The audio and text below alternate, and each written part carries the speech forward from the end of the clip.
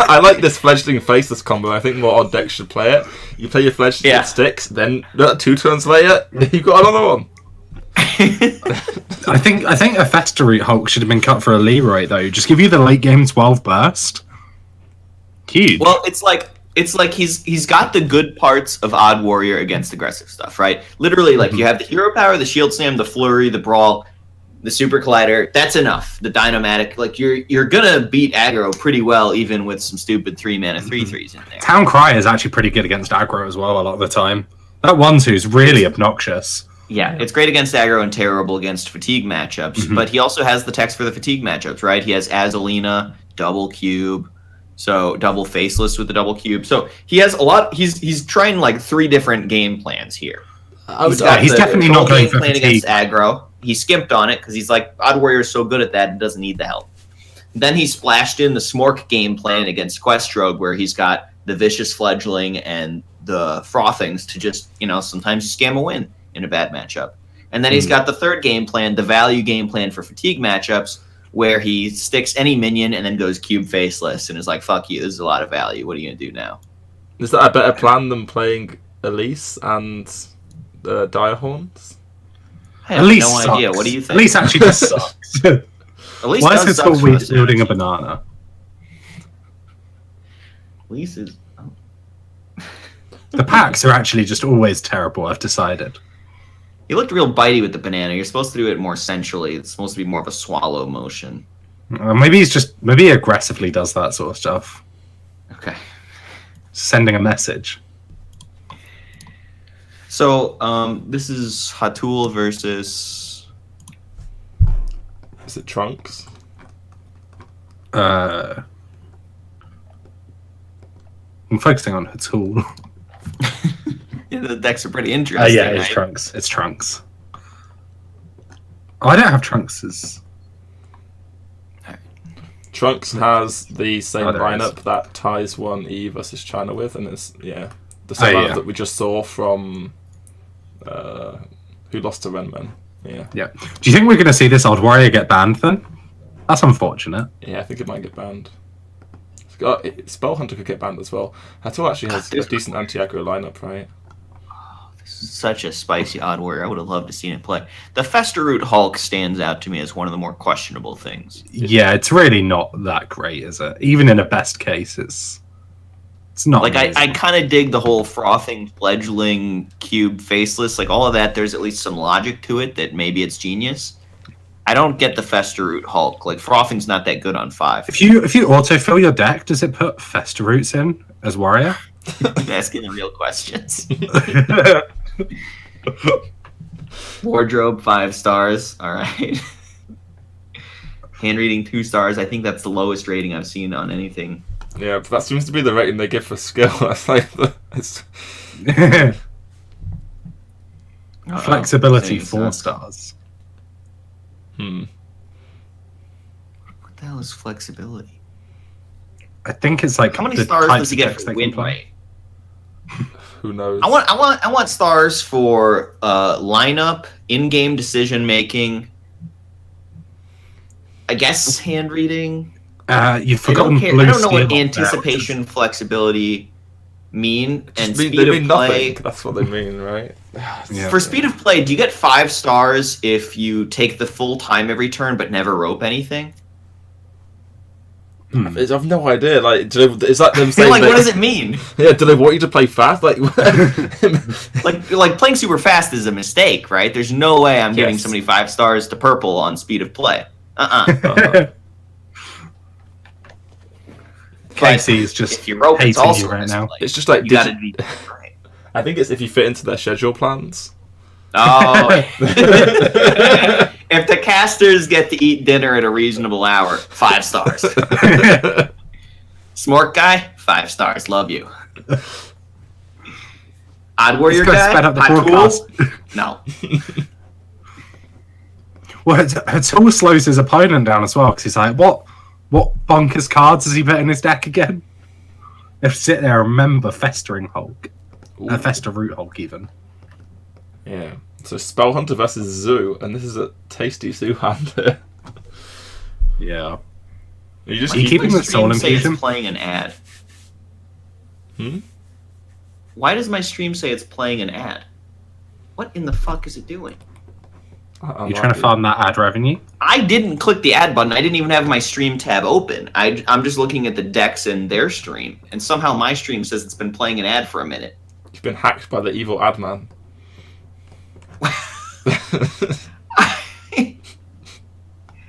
What the hell? It's just spamming 3-minute ads without me telling it to. Did you set it up to automatically do it? You were there like, oh, I'm going to farm my Not money. to my knowledge. I didn't even know there was a setting for such a thing. It's always a little intro thing where he turns his head in slow-mo. Looks really sinister. Yeah. Trunks full kept it. He kept Fungomancer with Flame Imp Prince. I guess... It seems odd to keep the fungal when you're planning on using the coin on one, right? Yeah, I'm not a fan. Oh, damn, I missed the mulligans because I was so focused on the ad weirdness. I like this Flame Imp Keliseth opener. That seems pretty smart, Trunks. Yeah, he kept the fungal, though. He kept Soul Infusion fungal. Just seems odd to Because keep of the Fungal. Explosive Trap? Yeah, it seems a bit late in You the wanted game. buffs to play around Explosive Trap? If your plan is to use the coin on one, though, which like it is when you keep the Soul Infusion as well, it seems... Fungal's really slow, yeah. Yeah. Maybe he's just thinking he doesn't care about getting the Keliseth buff on a Fungal Mancer, so he's okay with it in his hand and just trying to play off the top of his deck. Sounds like a optimistic and unimportant factor to consider. Not irrelevant, but relatively low importance compared to... Oh, Oh, you guys are seeing this Play Hearthstone stream faster than me. Oh. Refresh. Yeah. Don't miss what happened, though. Well, I saw it after the reaction. So Spell Hunter. Yeah, Hatul's decks look like a hot mess, is my, 3-second analysis. He probably spent way more time thinking about this than I ever will. Like, I guarantee he did. So don't take my judgment too seriously. But, God, like... Hot mess is some top-tier analysis. Hot mess. That's where I'm at on this. First of all, Spell Hunter. Second of all, I mean, okay, but God, 2 freezing, 2 wing blast. What is going on? Spellhunter's a comfort deck for him because whenever I face him on ladder, he's always playing Spellhunter. I think this is just Yeah, I've only ever queued into him playing Spell Hunter as well. Yeah. Well, why don't you just get comfortable playing a better Hunter deck? It's not terrible, but like... I mean, you've got to find the time to play your Fester Root Hulk Warrior Sun. Oh, yeah, you spent a lot of time testing that.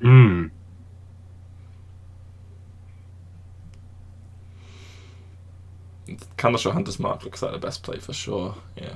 You can Wing Blast as well, right, if you wanted to. No. Why not? Because you want to save it for turn 5, flanking Wing Blast on the Chain Gangs? Yeah, I just don't want to Wing Blast something with 2 health, right? Yeah, especially with Rexar on 2 turns. This is really smart, saving the Wing Blast. I like it. Chain Gang happens, and you go flanking Wing Blast into Rexar. Or do you think that's ditching too many removal options pre-Rexar? You might just go... It's going into a Explosive fungal Trap. turn, right? No, you definitely flanking Wing Blast to stop the fungal. Yeah. Yeah. Ooh, Unleash. Wing Blast? No. Well, we could go Explosive Trap here. And then go for the Unleash Wing Blast makes some sense because, okay. I like the setup here, maybe. How does this do against fungal, though? Are you getting... He fungals and then you Rexar? So Yeah, that's very the clever. plan. Yeah. That's very clever. I like it, Hatul. That's the benefit of playing a flex deck. You see all the line, or a comfort pick, all the lines, right? Yeah. So you could fungal the 2/3.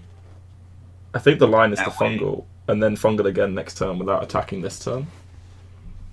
You want to play around the 1 of Rexar because you can afford it? I mean, it's also like if you unleash, right, it's a bit of annoying. Right. Rexar double unleash is quite a few punishes for attacking into Explosive Trap. There's also the question of, what if it's a bluff? There's 2 Explosive Traps. You can probably give them It credit. could be Explosive I like Trap fungal into no Explosive Trap as well, right? Rather than Explosive into Rexar. But I guess you have that covered anyway with the second fungal. This goes back to Trunks' decision to keep the Fungal Mancer. He's like, that keep is going to look smart if he ends up going fungal no attacks, right? Because he's like, fungal buffs are just so good against Spell Hunter because they're always trying to set up Unleash Rexar and explosive type stuff, and if I just buff no attack, they're screwed. Whoa. Yeah. So this goes back to the Mulligan decision that I kind of criticized, but now I'm thinking it might have been really smart. He just slams the Rexar anyway. I guess he's saying that I don't really have any other plays Rexar here. on 6, because duh. Yeah. Yep. No weapon attack, that's an important thing for Trunks to notice. He's here, like, what does this no weapon attack into my 2-1 mean? It, like, further confirms his read on explosive. So he fumbles. Do you think there's argument to swing the weapon there to try and say it's not explosive then? It's a bluff. I think bluffs are usually bad. Mm-hmm. Like, so there's an argument for it, but I don't think it's a good one. Okay. Yeah. So you could fungal the 4/2s, attack with the 2/1, and then Voodoo Doctor after. Yep, that seems like the line. Yeah. Yep. This is a lot of damage. Smork. This also plays around the Unleash as well, because he's only 3 minions. Yeah. Make 3 minions, you have a 4 health minion, so it's counter shot and all the unleash. Which one do you heal?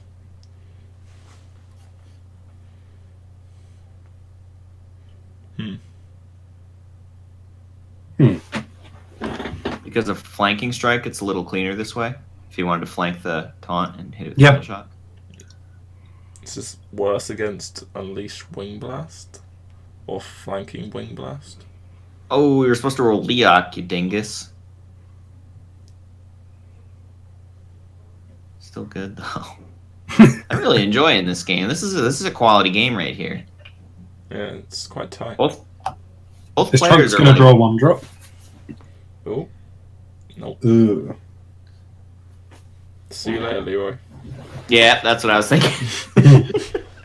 Maybe next game. I guess you can do it the other way. The Leroy has 3 health, so you could Leroy Soulfire smack him. See you later, Dreadlord. What if you go? There's no way Dreadlord that has 7 Dreadlord points, tap. 5 It's gonna sticks. die.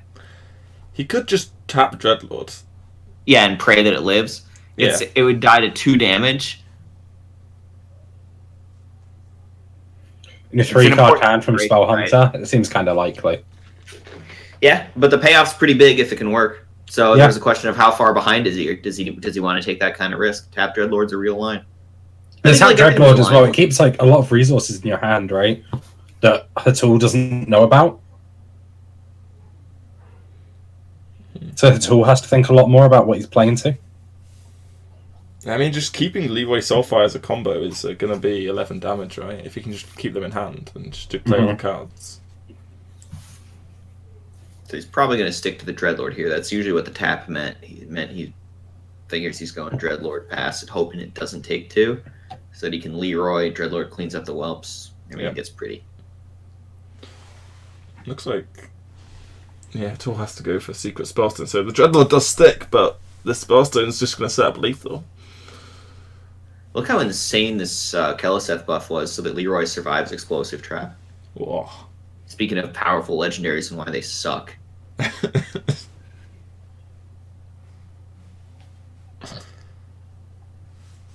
That's a lot of damage on the swing back.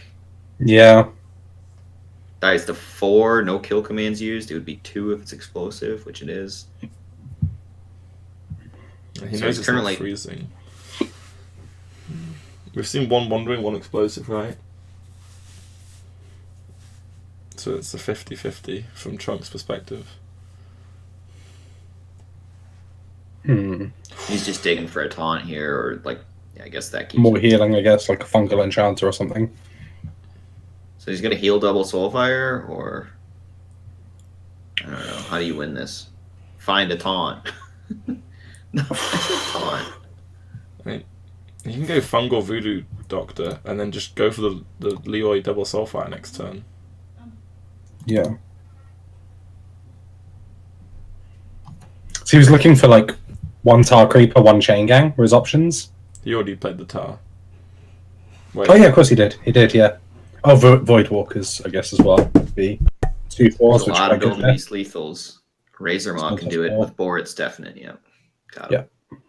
This game was really cool. It was like smart decisions from both players. Yeah, I liked this I one. enjoyed it. Cool. Is there Takes the anything, win. with hindsight, is there anything you guys disagreed with in this game? I think keeping the fungal worked out really well, but it was only because he drew a 3 and a 4 to just fill his mana each turn, right? I really think That's it would have been awkward. because the Wandering Monster of Old King Muckler, like the Flame Imp never got to connect a lot, and in another that's true. world, the Flame Imp just hits a bunch, and then the Warlock just wins with Fungalmancer damage. Yeah, that's true. I'd forgotten about that. King Muckler. I really think Trunks' lines were good. Yeah, I thought both players' lines were really good. Yeah, both players. Yeah.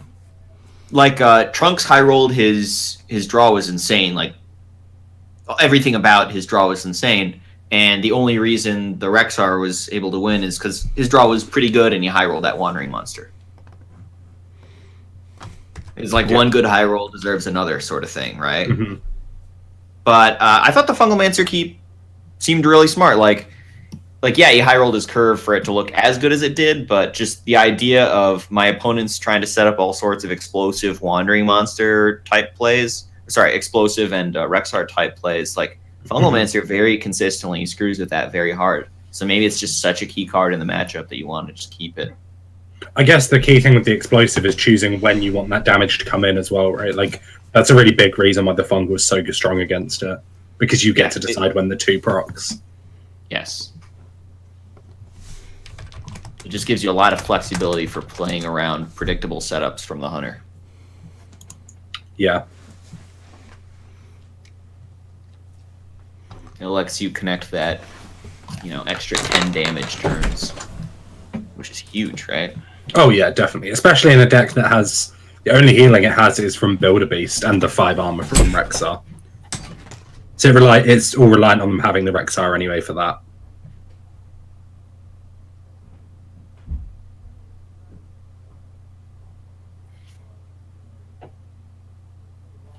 Do you think the Spell Hunter was sort of the best deck that Hatul has here against this lineup? Is it an issue that it got through for Trunks? I haven't looked at the whole lineups. So what was your question about lineups?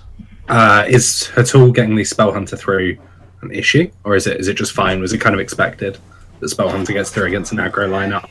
Okay, so you're asking if Spell Hunter's weak against aggro? Spell Hunter should be strong against aggro. It tends to be more others. It's like bad at pressuring druids. Mm-hmm. So it's lucky that he avoided that issue. Control Spell Priest Hunter and a big against druid. the Mage. The Mage is the probably banned be- deck. Okay, the Mage is banned. He got to dodge the Druid. That's good. Spell Hunter is pretty favored against Rogue, I would expect. So Yeah. It's kind of whatever. It's just like a fairly balanced game, and he won it. It was Yeah. tight. So, Mage and Warrior were banned? Yeah. Oh, yeah. Because Trunks is very smart, so of course he just has to ban Warrior. And that's part of what I like about how Hatul built his Warrior. It's similar to what you did for playoffs, right? Where you just jammed Quest in it so that you had a win condition against non-aggro decks. Exactly. There's a general principle here, which is when you're building a tournament lineup and you have a deck that's likely to get banned, you should tech it with your opponent's ban strategy in mind. Basically, if every aggro lineup is going to ban this deck, I should tech it to be weaker against aggro and stronger against other stuff. And he did that. Yeah. And How much can you go, right? Yeah, there is definitely a point where, I mean, obviously he hasn't, but if you cut the flurries and brawls, then people can go, well, hold on a minute. Don't leaving that cut up. flurries and brawls. Those are some of the best cards in the deck. I'll yell at you. Odd Warrior is a pile of bad cards with a broken hero power and a few broken cards like Flurry. Yep.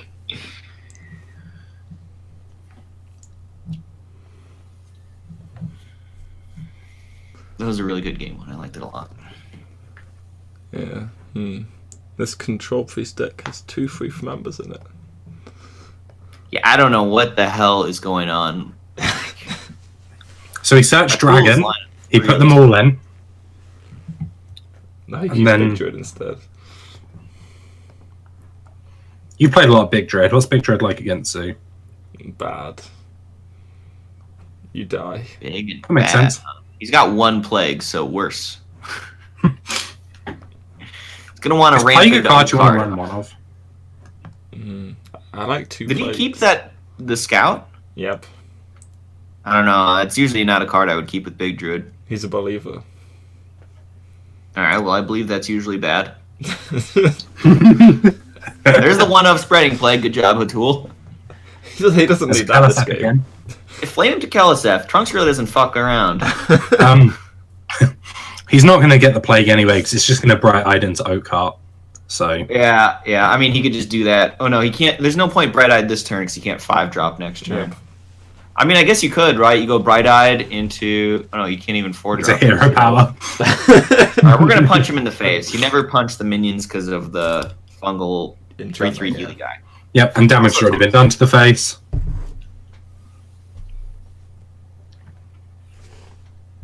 So we're going into the druid's turn 3/4. My instinct is. So because we've got this Kalaseth buff, how much do we want to just tap and find big cards? Nah, you want to. What if we just play Happy Go? It's more attack. No, you want the Tar Creeper out of hand so that you can Soul Infuse in the Chain Gang. And, like, a lot of times... I don't know. I haven't thought it through that much, I guess. I want a Happy Go. But if Well, you want you guys to are Soul probably right. Infusion in the Chain Gang, can you not just Tar Creeper Soul Infusion next turn? So you Happy Ghoul this turn to get the minion on the board, and then next turn you go for Tar Creeper Soul Infusion? Right. You're thinking you don't need the taunt of Tar Creeper up yet. Yeah, I guess you guys are right. There's also you could also draw Tar a Creeper hail, Light right? Warden. And then you're sad. Mm-hmm. So it's a question of do you want a Light Warden this turn? Or do you want a Soul Infusion? I want imagine a Light Light Warden's Warden. better. Yep. Let's play my cards. 5-mana Drakari Enchanter is probably never getting played. You never know. Yeah, he could play you that never when know. he's already winning. Yeah. It'll be quite helpful for potentially just winning more.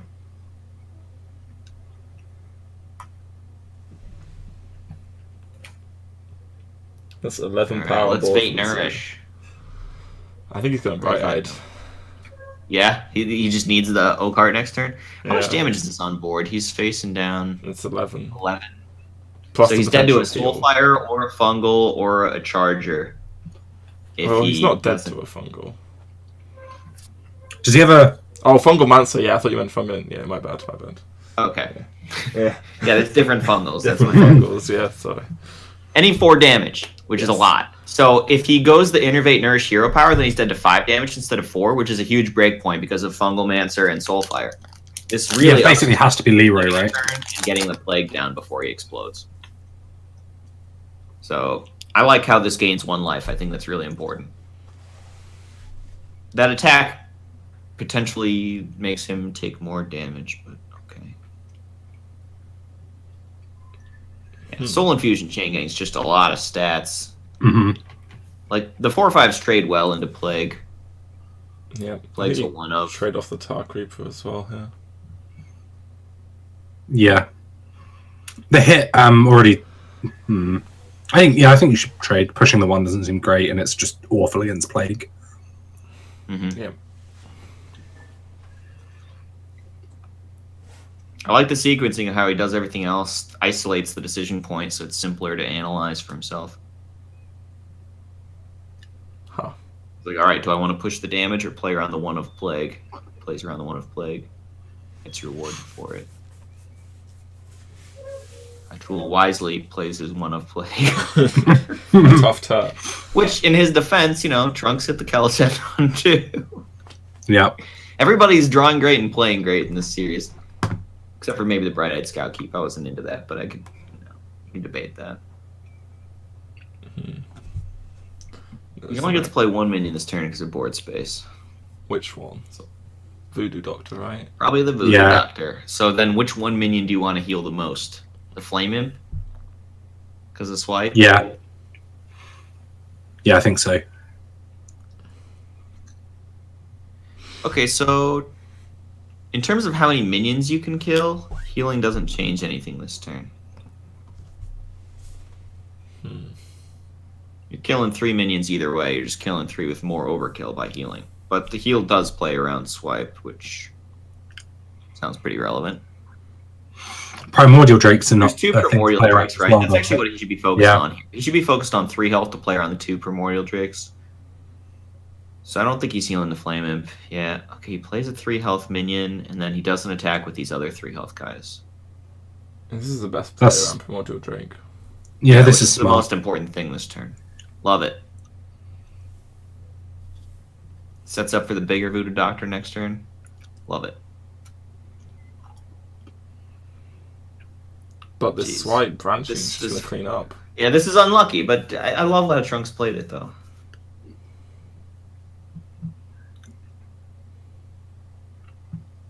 Wow. 1 spreading plague's all you need. Yeah, just draw it. Forehead. Hatul plays how many? He plays 1 branching as well. So you, Oh my god, he actually does, yeah. you can really understand how Trunks is like not respected this at all. Yeah. It makes a lot of sense from Trunks' side, but yeah, Hatul just happens to have it, and the Malfurion as well next turn. 1 branching? Why? Branching is so good. Drawing's not this good in this deck because it has a lot of 8 and 9 mana stuff. Attack's not this good in this deck because it's very often behind on board. And he only runs Armor's 1 not that plague. good in this deck because it doesn't upgrade spellstones. So branching is quite a lot worse in this deck than usual druids. That's a fair point. I didn't realize he'd cut the spellstones. You cut spellstones for Wraths, which just seems worse. Yes. We could just be playing Wraths. Well, he only plays 1 branching, so the spellstones aren't that good. I guess. Sure. If you make it all around like that, yeah. And he only plays 1 branching, because he only plays 1 plague, so he never has a board to branch it. Yeah, He only plays 1 plague because. it's 1 branch. It's a whole package deal. Dude, I love building decks like this. Like, we're joking, but I'm into it. I think Hatul's decks, at a glance, they look real stupid, but maybe they're very smart. There's definitely some real thought that went into these weird decisions. I love that kind of stuff. Yeah. I'm rooting for you, Hatul. So he's going Poisonous Spiders here because Dreadlord would be the worst thing that could happen, and Spiders kill Dreadlord. Oh, Soulfire. Again, Soulfire, tap Soulfire. Easy Soulfire face. You got Let's this, go. Trunks. Right off the top. This is. Always works.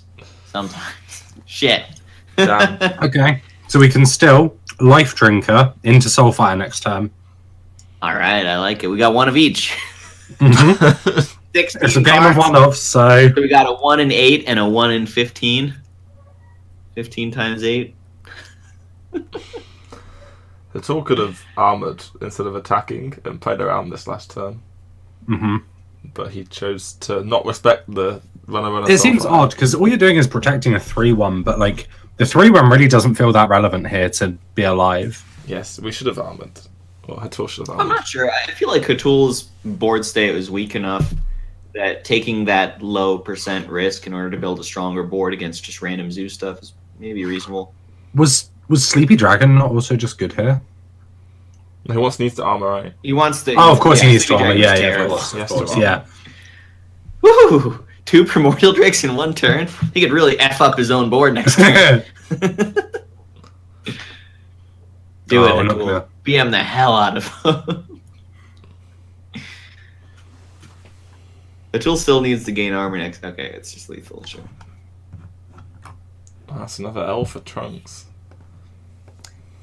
I've been very pleased with the plays on both sides so far this series. It's making me happy. Yep.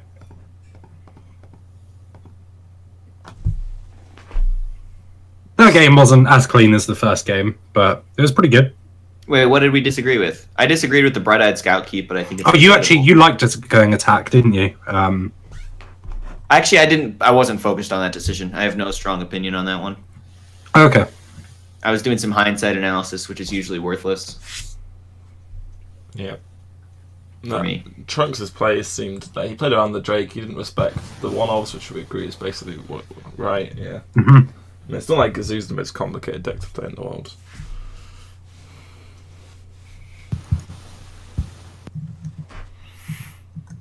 So, is he going to keep with the theme of queuing his most favourable first? Seems to be what everyone's doing at the moment. Really? Yeah, everyone's queuing. Well, that's probably because tie breaks, right? Oh, are there tiebreakers like that? Wait, no. Well, that would explain why Wait, everyone's is it? doing it. No, Is it not there's just no GSL tiebreakers. groups? It's just GSL. Everyone's queuing like this. They just want more game time. I don't know what it is. Save mental energy. Sure.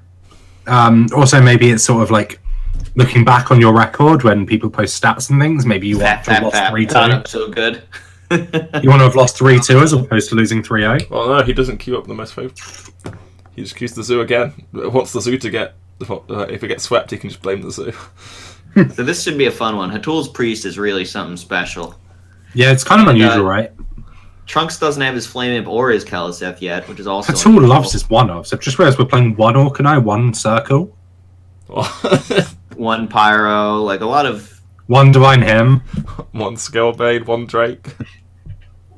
Scalebane's sort of a one-of kind of card, because it's sort of situational, mid to late gamey-ish thing. Yeah. Free from Amber's a 2-of, though. Yeah, I don't know what the hell's going on. I haven't pieced together what he was thinking with this one yet. I could kind of understand the logic in a lot of his deck building if I think about it enough, so I could probably get there eventually on this, but man, it takes some work. Yeah. Happy Ghoul's certainly a 12 in this zoo and this Coin Fungal enchanter. Oh. Do you want to draw Hatul a card to heal your Flame Imp if you... I had an trade? opponent do that No. yesterday. I was very grateful. Yeah. He's like, "You're gonna want this card," and I was like, "I am gonna want this card."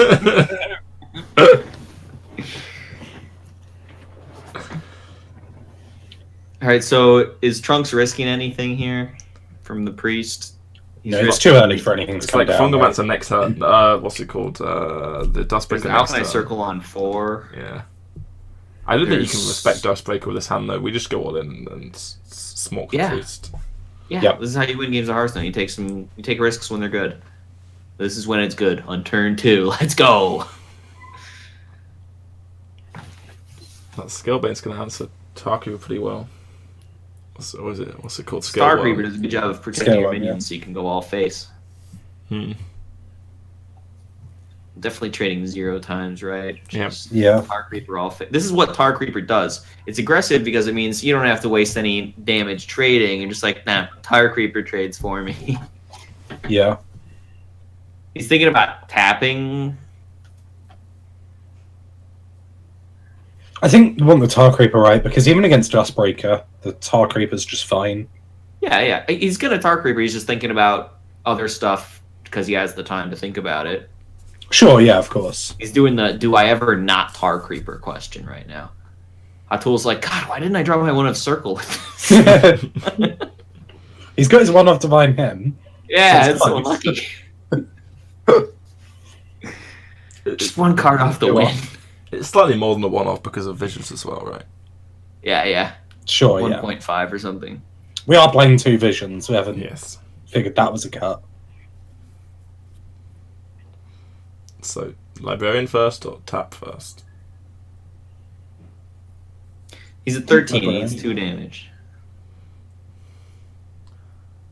Yeah, I want The Librarian first lets you play a 3-drop or Yeah. tap and 1-drop. The Librarian first in case it hits a 3-drop that you want to play, right? Yep.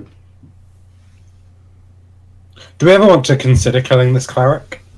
Probably not, right? And then don't. You always consider it, and then you never do it. Hmm. 'Cause we need to It never kill goes this priest. badly. It's a one-off Divine Hymn. I'm not playing around that because it's also if they Divine Hymn, what else are they doing with 3 mana? It's very little, Pyromancer, right? Circle, and Shield full clear. Yeah, that'd be Well, quite that good. hand's going to be rough for you whether you smork or trade. I don't know. So, is it worth missing 3 damage to prevent a potential card draw from... It is. Now we can heal a minion instead of his face without giving up cards. Is healing the minion that relevant here? I don't know if it is. Pyromancer, It's 2 occasionally spells. relevant against Pyro, but that's about it.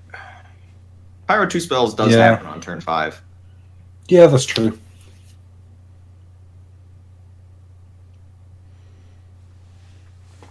Like Pyro, Powered Shield, and then something like Mind Blast Visions. Or... I guess it did play around the Divine Hymn as well, which would have been quite good with the cleric on board. Yeah, like if there's a circle and you don't kill the cleric, he can circle into Dustbreaker. Yeah, that's true. Would he have not circled before though? He would have done. I suppose if he the had a top top deck deck circle into Dustbreaker. It's a very small thing. Yeah.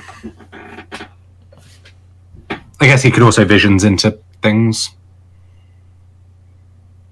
Yeah, Divine Hymn plus the Acolyte seems like the only line. Unless you don't Acolyte and just heal, because you're planning on drawing Dustbreaker and Circle every time next turn. Maybe you just heal. Heal gives you the circle out, I think, over 2 turns. Ooh. He also played around Leroy. Yeah.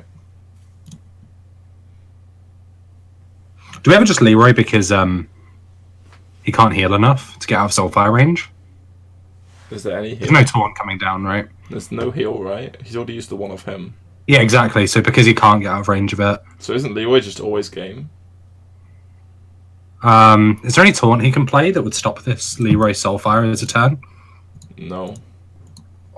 This is also always game then, I guess. Yeah.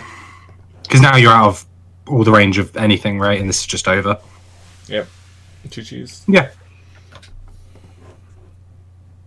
I gotta say, Zoo looked like a really shit deck so far. He had 3 insane draws and won 1 of the games. Like, I thought, like, he just had great draws all 3 games with Zoo, played them great all 3 games, and won once. It was great draws from the other side as well in 2 of them, though, right? For sure, but I get concerned when I see that happen. It's a small sample size, you don't have to read into it too much, but ooh. Yeah, it is a concern. When you draw well, play well, and lose, it's like, ah. Yeah. Feels bad. Ooh, Flame Keliseth just lost twice. With no So we have to get Mali Druid and Odd Rogue through now, right? Yeah, Mali Druid and Odd Rogue are left for Trunks. Mali Druid should do fine against control. Actually, maybe Mali Druid doesn't do fine against this control priest. Why? 2 free from Ambers? Oh, there's no Geist. Okay. I was thinking if you Geist and then free from Amber, but there's no Geist. This priest looks like it should be the worst deck, right? It's like he's 4th class, and it just looks more like a steaming pile than the other things. Mm-hmm. Well, what is this 2 free from Amber? You're going to convince me that's a good card in this meta? That's just I'm trying to think, like, if you want... It's kind of weird to bring this... Because for an anti-aggro lineup, this Odd Warrior is always eating the ban, right? Is the Control Priest really going to win because it got a couple of extra threats out? Maybe it is, but, like, it just makes you... He's cut anti-aggro things in the Priest, which is already not the greatest against aggro, right? He did similar things in the Druid. He's only got 1 plague. Yeah. But it's kind of weird to bring a lineup that's like pretty good against aggro, knowing your Odd Warrior is going to get banned, and then cut your things that in decks that aren't that great against aggro, cutting the things that make it good.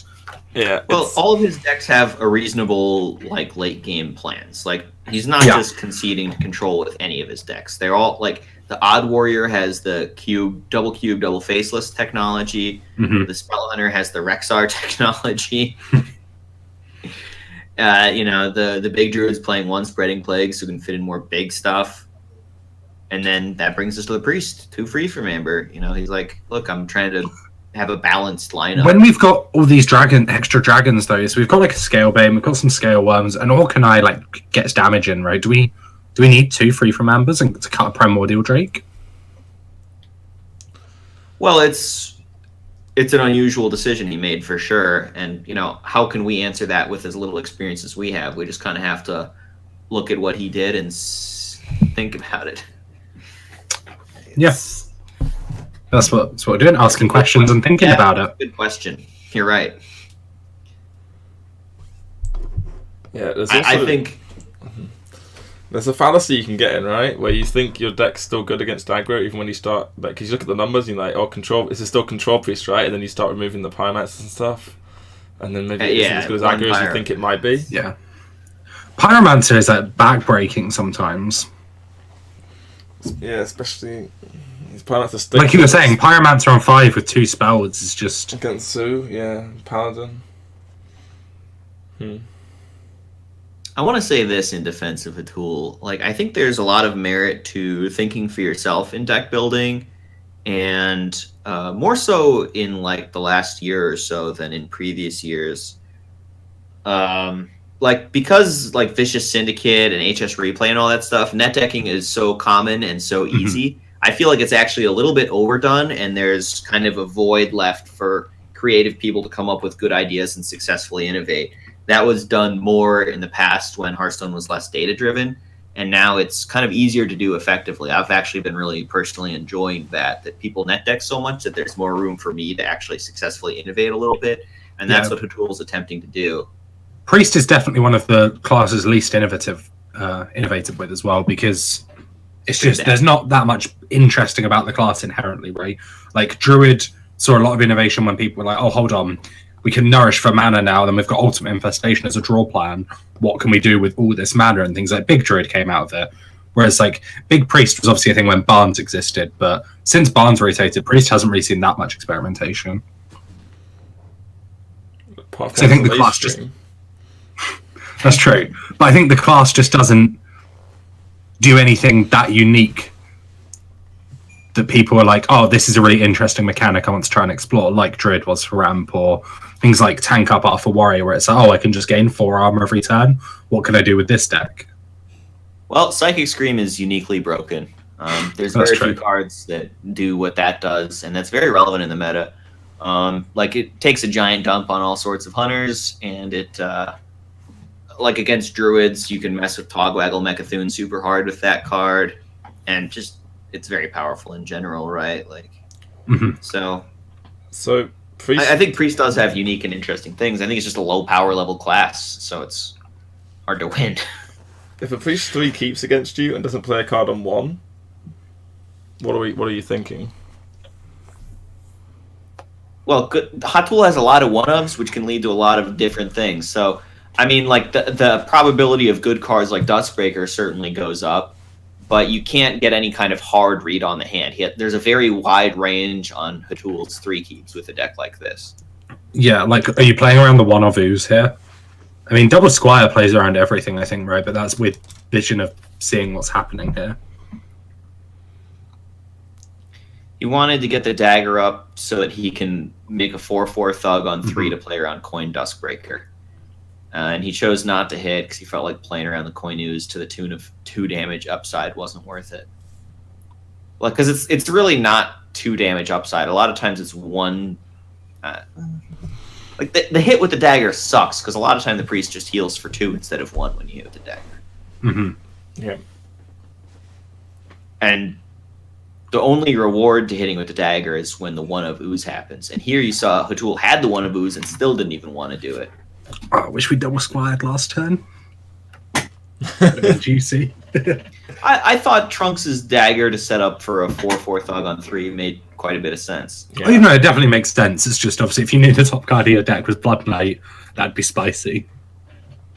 Yeah. Just a 9/9 saying hit your Acolyte or go home. When you develop that ability to know the top card of your deck, let me know. I'm interested. Okay. Yeah, me too, please. I want to learn. No, I'm gonna. Zalay asked first. It's a kind of one-person deal. He hits the cleric here. Plays around Duskbreaker. No. No. What was that? It doesn't. About? What did it do? What did it do? I mean, it just means it can't trade into the miss 2 damage. That's what it did.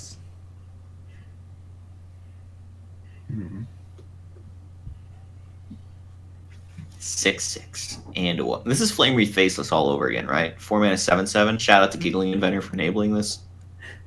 Rogue now gets Flame Wreath Faceless because of Giggling Inventor. It's not quite the same thing, but... Oh yeah, it's better. No, it's identical. It doesn't overload you for 2. It's fine. It's better.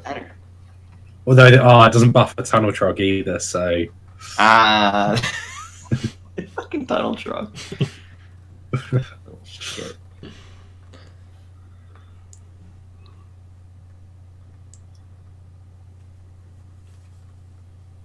Yeah, I mean, he can't play fledgling. It's just trades. It's only one play, right? Yeah. Oh, unless you want to go Squire, Blood Knight next turn. So this turn you sacrifice a fledgling. I can see that with 2 fledglings. But getting a 6/6 this turn is really nice. Because it's just not being answered for so long, unless there's a Twilight Acolyte in hand. Yeah. You wouldn't keep Twilight Acolyte, so you know that one of the cards isn't a Twilight Acolyte.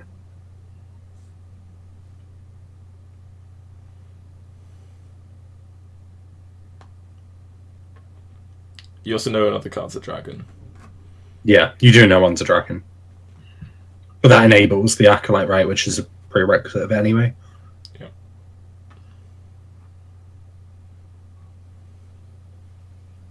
I'm sorry, Trunks. This felt really bad, this series. Yeah, it doesn't feel like Trunks has had that many decisions to make. He's had decisions and he's done well, but god damn, he's losing to some wacky ones a lot. Yeah, sorry, I should have said impactful decisions. He's not had a point where he could have made a play, and if he did, he would have sort of won that game because the answers have just been there the whole time.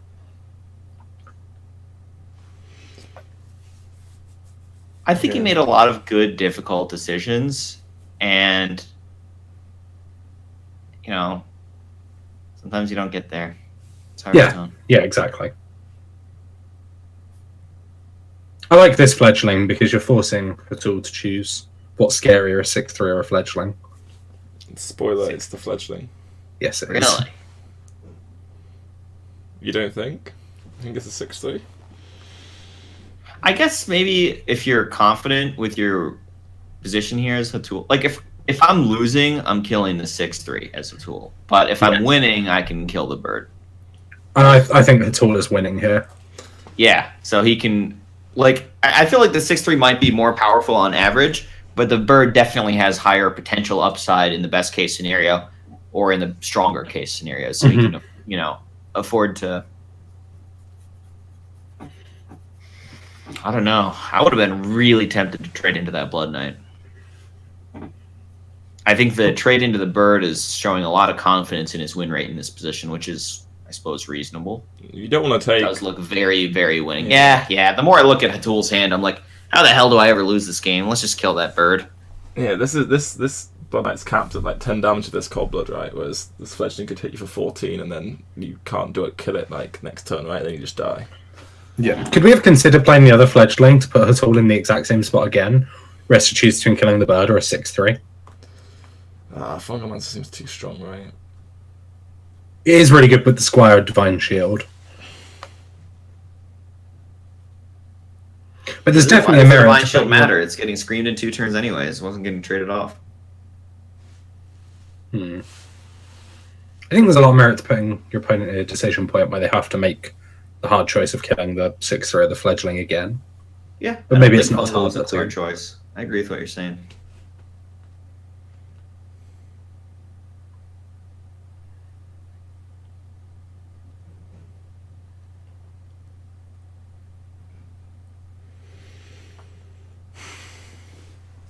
So we're going into Psychic Scream, so we're less inclined to File Spine this 4/6, but a lot of times we just have to anyways. Do we have enough pressure to force Scream if we don't File Spine? Right, so the highest pressure not File Spine is all horrible to Scream. So you just have to File Spine. Do you play 2 1-drops or 1? 2 is better when they don't have Scream. Do you need to File Spine? I don't think so. I don't think we want to File Spine because Hatul's playing all these free from Amazon stuff. You might just end up playing a big 8 and then you get the tempo swing. Okay. So does he play a Flame Elemental here? What if we went double one? You could play double one, yeah. Because you really do want to force the scream. And you still have, like, bird fledgling for next turn, so it's not like you need to save one for combo on... Sorry, you didn't need to save one for combo on Vile Spine. This is the punish for not developing. Mm-hmm. So you can Scale Worm, trade the Divine Shields, and circle and heal your face. Do we want to trade off the Divine Shield? You want to trade the 2/2 and the 1/2 instead? It removes the same amount of power, right? Yeah, it's just what do we care about, a Divine Shield body or 2 bodies? We have a Primordial Drake, so the Divine Shield's not as scary. Yeah, so you probably trade twice on the 3/3 circle and heal face. Yeah, both the minions will die to the Drake. And Yeah. Let's go for Scream. That seems reasonable. Because he has 2 Screams, so... This is Bird, Blood Knight, and 2. Mm-hmm. Is he just screaming again then? This is where keeping the second 1-drop for the Vile Spines worked out really well. When he draws a 3 here, it means that if he draws a 5 next turn, he can still Vile Spine an 8-drop. He could have killed the Fungomancer before screaming, but he said he went face. As well. Which seems odd. Do you need the face damage against Odric? Well, he's thinking Fungomancer's a bad draw for Trunks because it's not like Leroy Coldblood Burst, which is what... Like, he's thinking Fungomancer's not going to be a good draw because he's doing a good job of keeping Trunks off the board. And what he's worried about is burst damage from hand because his life total is low. I guess. I can respect all of these plays. Ooh. Okay. I don't think keeping the Dire Mole was good or bad. I think it was just a judgment call. Oh, this Dagger Face For Redagger it to work out well. What? This Dagger Face Redagger. Don't play this. Oh, I don't even want to play it.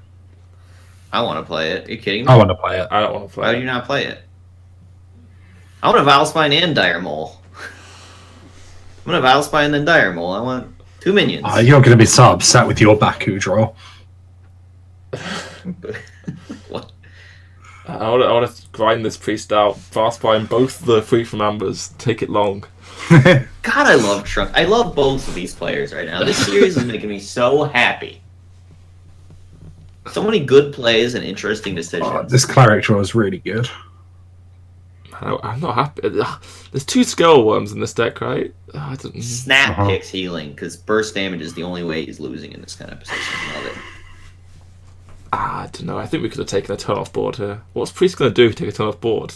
Like, to punish you, he's going to develop minions and you just clean them up with the Varspine. This way, you can't. This sort of stuff can't happen if we just took a turn off. Trunk's only hope of winning was to apply pressure and draw well. I agree. I liked playing the Varspine. Like, things just get worse and worse for the rogue if he takes it slow. I mean, you can take it slow, then draw Myras, right? And then win with the burst then. Like, taking it slow would give us more turns to draw Myras, right? Alright, that's a valid point. I haven't played a lot of games with Odd Rogue with Myras. Most of my experience is pre-Myras. I hadn't considered that before, thank you. I'm learning things, thank you. Because I feel like this game, it has to be a Myra's game if he's going to win. Right? I don't see it. At this point, yeah. Like, so that even when he had the 2 Vast Points in hand, there's no way you're getting through. Right. So if we're going to draw Myra's, do we not want to have...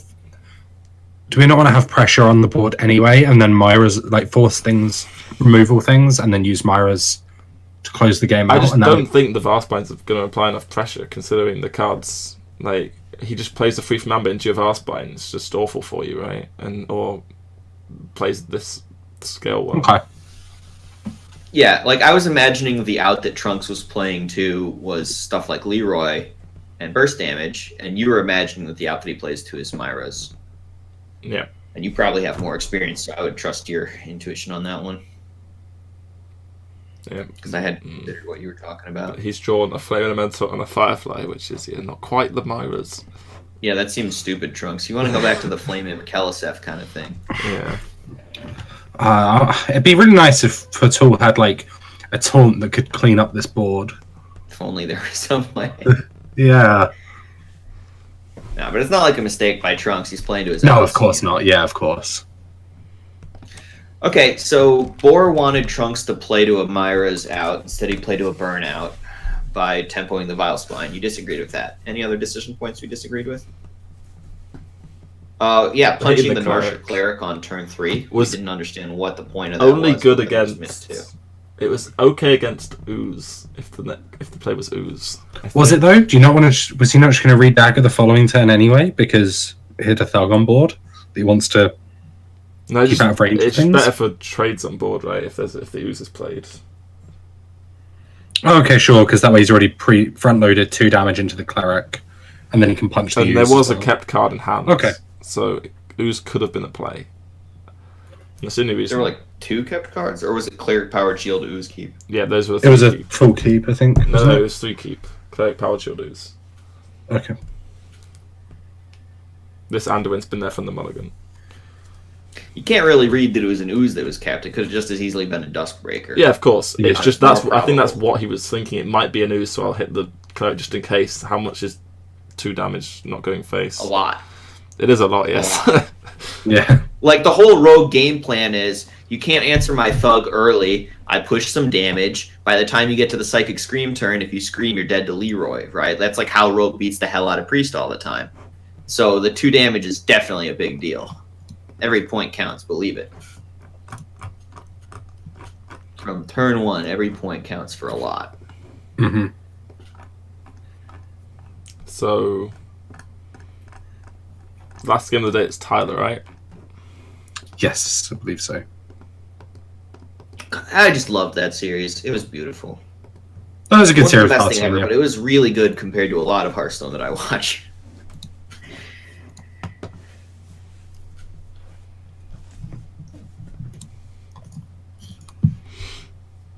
I wish I wonder what Hattle's going to say after his previous interviews.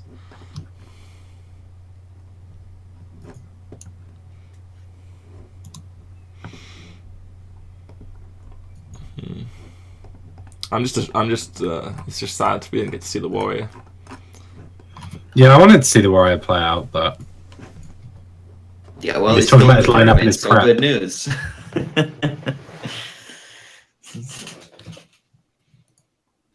I'm gonna take a bathroom break while we're doing nothing here. Make some more coffee. Okay. You might hear me eating some food. Okay.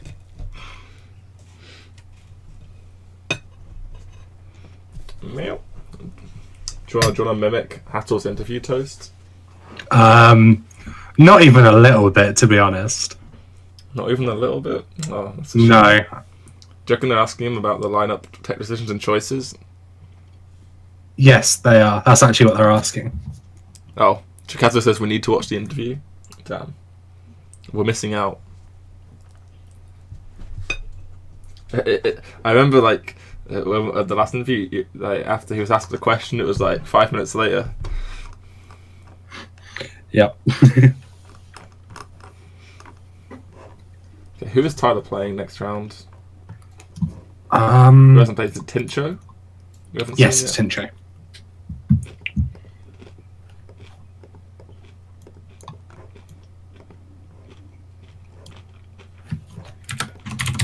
So Tincho has... Oh boy. Is this the exact same lineup again? Oh no, Tincho has Token It's Druid, Token Druid.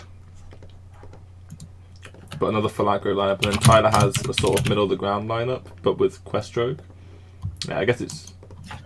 He has the good deck lineup. Mali Druid, Quest Rogue, Death Rattle Hunter, and even Warlock. Are you planning on going to the Meltdown qualifier tomorrow? I'd imagine you're not. I don't think so. The Ice Cup. Ice Cup. So I'm just going to look through tech cards in their decks before we get to the series. Mm-hmm. Tyler has only 1 Ooze, is 1 Beetle, 1 Spellbreaker, and he's replaced like the early game with Black Knight and Bone Mare in his even lot. Mm-hmm. This is going to make him a bit worse against aggro, right? Yes. And then, yeah, Tyler's Hunter, awfully much. Standard, the 1 mind control tech, 1 Zodiacs, 1 giggling. I guess the 1 giggling is the only difference to what else might be.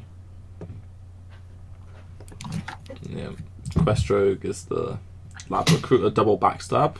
What do you think of that list compared to the one with Boars and Wax Elementals? I think it kind of makes sense that the backstabs are just quite good against aggro, right? They even help in like your worst match. If you're expecting like a lot of tempo mage, actually you should probably shouldn't bring Quest Rogue, but it's pretty good in that matchup.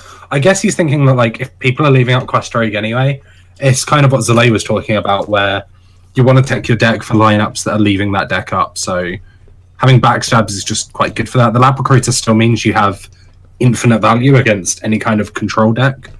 And if you have infinite value, you don't need the Boars. Yeah, you're not going to have the... but do you need the Lab Recruiter, right? What control deck are you facing with your Quest Rogue? Well, as a one-of, it seems fine, right? Because you can even use it, like, against aggro. It's just a 3-2, right? So you can play, like, a deck hand or a Glacial Shard and just shuffle more back into your deck. And, like, it's fine to draw those against aggro, but still just means you can go infinite against control if you want to. I'm back. My dashboard says it's playing an ad again, which I don't know what the fuck it's doing because I didn't click the button. Hacked. But what's our next match? It's Tyler versus Tincho. Okay, thanks. We're talking about Quest Rogue builds at the moment. Do you have any strong opinions on them? No. Talking about Tyler's in particular, it's 2 backstabs, 1 Lab Recruiter. Yeah, we're saying, why do you have Lab Recruiter when it always gets banned by the decks where Lab Recruiter's good? That's what I'm saying. And I said that it's just a fine body. It's a 3-2 for 2 mana, so you can just play it sometimes. Sometimes you just shuffle like a shard or a deck hand, which you're fine drawing anyway. So it's Tyler versus Tincho, and we're talking about Tylo's Rogue. Okay, so it sounds like this is just a net deck Quest Rogue. This is the Rage #1 Legend build from Ladder. Was Rage playing 2 backstabs? Yeah. Okay. Yeah, this is just the Rage #1 Legend build.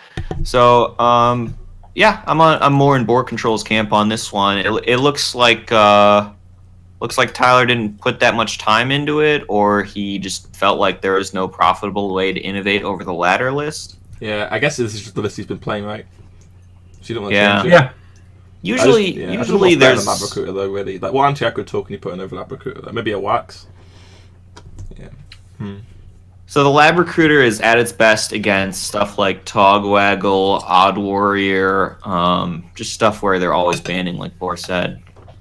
It does okay stuff, like Toast said, as being a 3-2 and shuffling more copies in to help with quest completion, especially with Giggling Inventor, or just shuffling more copies in when it's good. But it is a pretty weak card. Like, it's the 30th card in the deck. It's there for specific reasons that don't exist in the tournament meta.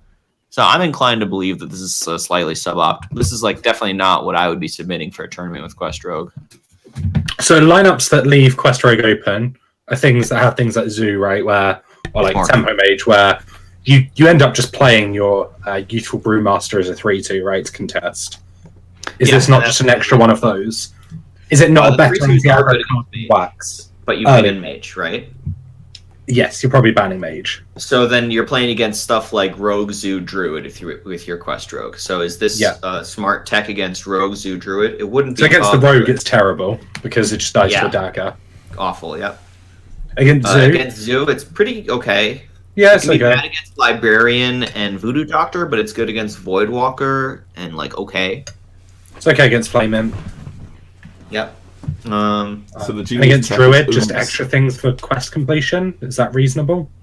Is it reasonable enough to include the card? I think it was actually decent against Manny Druid. Like, I don't like it. I think you can do a little better. Okay. But it would be my intuition.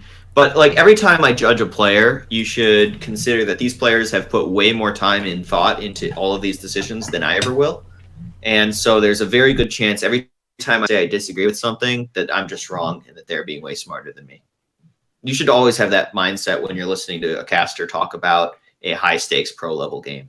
Now, in a dream hack, that's not as much the case. Dream hacks, people half-ass it. But playoffs, you better believe these players just were super focused on this for weeks. preparing for this, right? It's like such a huge opportunity. So everything that they did should have a tremendous amount of thought behind it, way more than I'm putting into it. Yeah. Do you agree with the 5-star rating? 5 stars. Yeah. What for photography? I mean, I was more focusing on Tincho's hair game was a 5-star. I wasn't so sure. Oh, definitely. Nah, it's not fun. It's like his hair's fine, right? He puts a lot of effort in, but he puts hats on. He has a hat on. Like, how can he have a 5-star hair game when he has a hat on? What is this?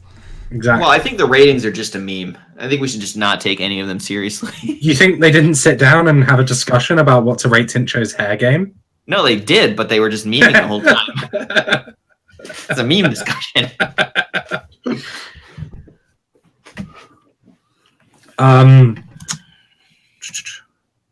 So yeah, obviously Tempo Mage is banned and the Even Warlock's banned for Tyler.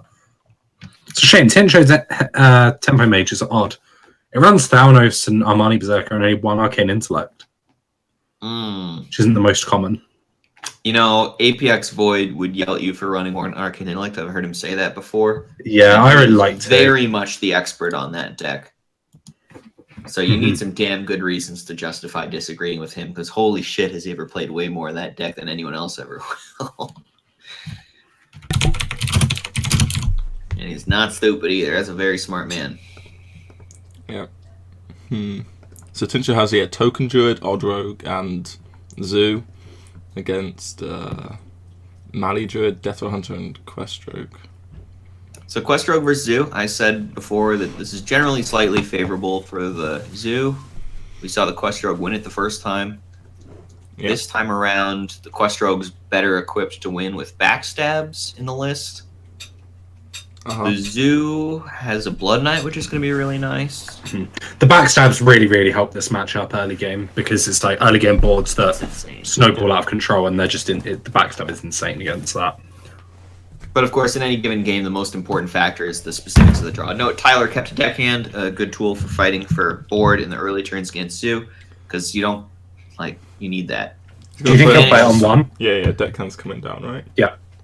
Yeah, it's great against Flame Imp. If he plays Voidwalker, you still just dagger and clear it. Yeah, I think if you play Quest and then a Flame Imp comes down, it's very awkward for you. It hits you for so much. And yeah. Sorry, go on. No, I had nothing else. He didn't keep the Brewmaster as well because he's just looking for Vanish, right? Brewmaster is just not good. The good cards are 1-drops that trade well, Backstab because it trades well, Sonya and Vanish because they're broken. Yep. You don't keep Brewmaster because that's for completing the quest, which is just not the game plan in the early turns. So here the decision is Scalehide or Dagger. It's always trading the 2-1, right? Would you consider keeping the Brewmaster on the coin? Why? I would have to have a very specific hand to think about keeping Brewmaster. You're thinking he plays Voidwalker and you coin Brewmaster? Is that what you want to... No, Voidwalker's just not a likely turn 1. Yeah, okay. It seems reasonable. The likely turn 1 is Flame Imp. The next best is Light Ward. Is Light Ward better than Voidwalker? Depends on the hand. On average, probably not. So I guess it is the second most common turn 1, but it's still, there's a wide range of turn 1s. I would not keep Brewmaster almost ever against Sue. Makes sense. Yeah, Dagger here just seems good because 1/1. Yeah. Yeah, coin 3 Cataphan or something, and then your 1/3 has just done nothing.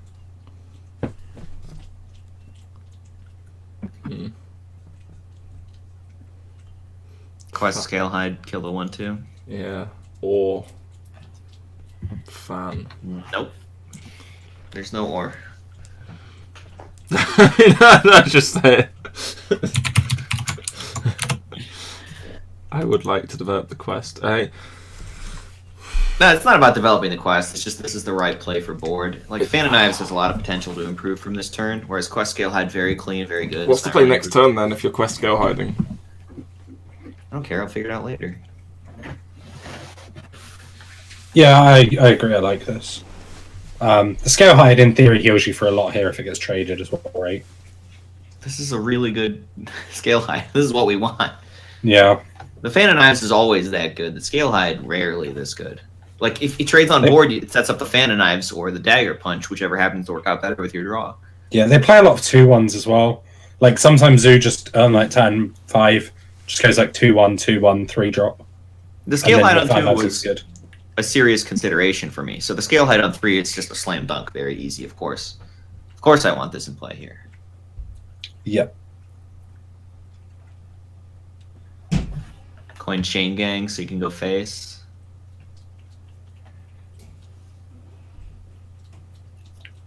Trading too scared of Sonya. 2 face damage. Whoa. It misses 2 face damage, not 3, because it avoided the heal from Tyler. It played into a Fan of Knives, which he's gonna eat. It's gonna be kind of sad for him here. This was just bad, right? Even if there's a Sonya, you're saying the Tincho's trade. It'd have to be. It'd have had to have been Sonya's step for you to care about it, right? Which just isn't likely. There's Yeah. You should always go face there. Yeah, I think I liked going face. Making the Fan of Knives turn better is a pretty big downside, and did get punished for it. You might be thinking Fan on 4 is like unlikely. He might have a better. So Tincho not only missed 2 face damage there, but he also like allowed his Flame Imp to be removed this turn. Like imagine he had gone face. What was Tyler's turn here? Fan trade dagger the chain gang. Oh, so he's killing a chain gang instead of a Flame Imp. But then he has to commit the dagger charge, which weakens his future second deckhand, and like, oh wow, he's committing the dagger charge anyways because he wants the Flame Imp. He wants the Fan dagger next turn. Yeah. So a heal card is sick here for Tincho. Was he gonna play Happy Call?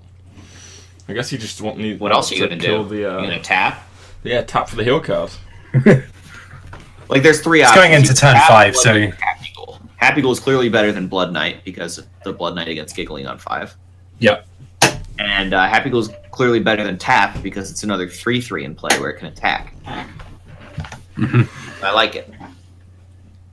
And I like the hit from Dagger, the Dagger hit from Tyler last turn, setting up to Dagger hit it second time this turn. Yep, worked out really well. It just worked out well. It was a good decision. It was an intelligent setup.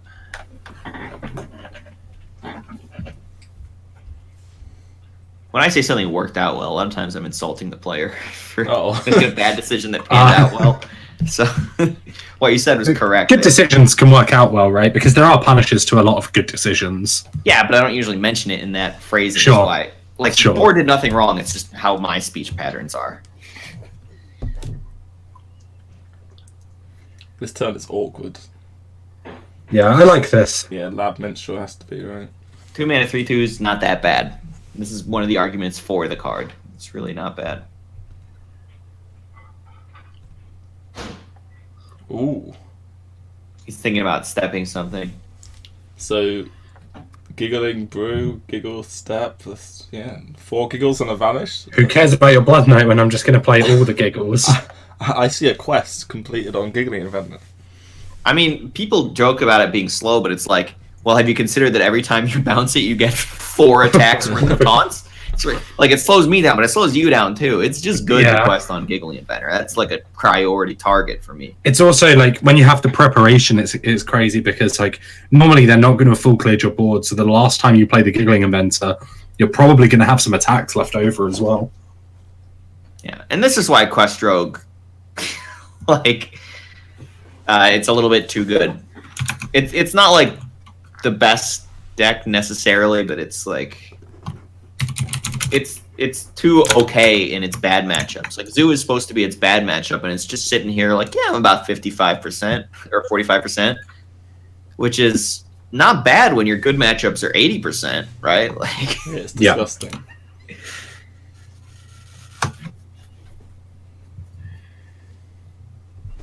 Tincho just trading everything. I really don't like the trade everything plan when the rogue's hand is so full. It's not like they're short on resources anyways, so... You wanted smork. I think so.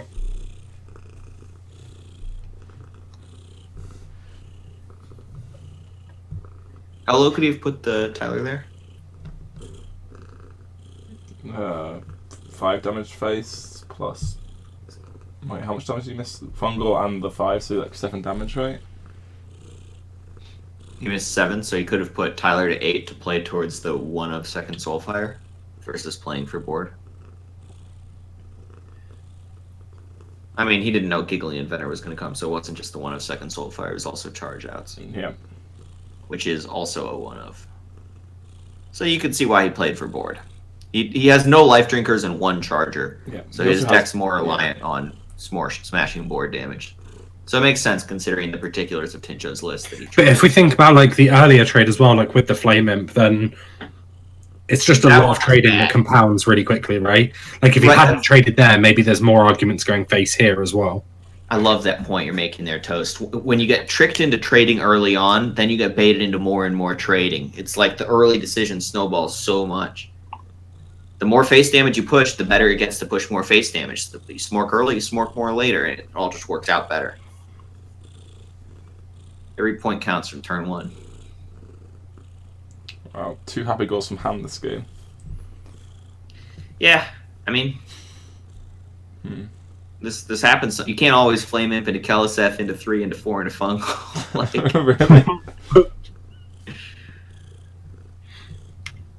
And with Double Vanish, like I'd be shocked if Tyler ever lost this hand. Like Tincho's like 100% stuck playing for board, and Tyler's draw is just absurd for beating board-based games. So he could prep Vanish and play Giggling this turn, or he could just go Giggling and then step it. Well, he doesn't even need to step it, he could just play Giggling, right? And then if it stakes, you just Vanish it. I like Giggle, Step, Giggling, setting up the Vanish on Giggling and Brew. This is just the best play, but for sure. What is the answer? I'm surprised he traded. I thought you wanted to bounce the Brew, but I guess he doesn't need it. Yeah. Yeah, there's no Mossy Horror. Like, Dreadlord is the closest thing Tincho has to an answer, right? Yeah. He wants to go, like, tap, Dreadlord, Voidwalker. No attacks. Instead, he's stuck sitting here praying that there's no second Giggling Inventor, which, to no surprise, there is. He's just like, well, it's what I got. You can see the resignation on his face. He knows he knows there's another Giggling and he's fucked. He doesn't even know this. All these vanishes as well. Yeah. It's gonna be like a knowing look when this comes down. No? He was thinking more about Vanish. He looked a little surprised by the Giggler for some reason.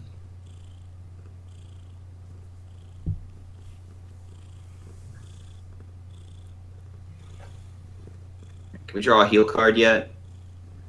Oh, no. Oh, I would have tapped. I would have tapped. I would have tapped as well. Yeah, Fuck I think this. so. We're not winning with playing these cards. Let's hit a heal card on top. Mm-hmm.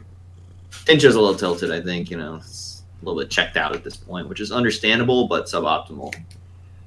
Yeah. Is it understandable, though, in such a high-level game? Of course, he's a human being. It happens. Has he played a million reps at high levels? The less experience you have at high-stakes Hearthstone, the more human you are.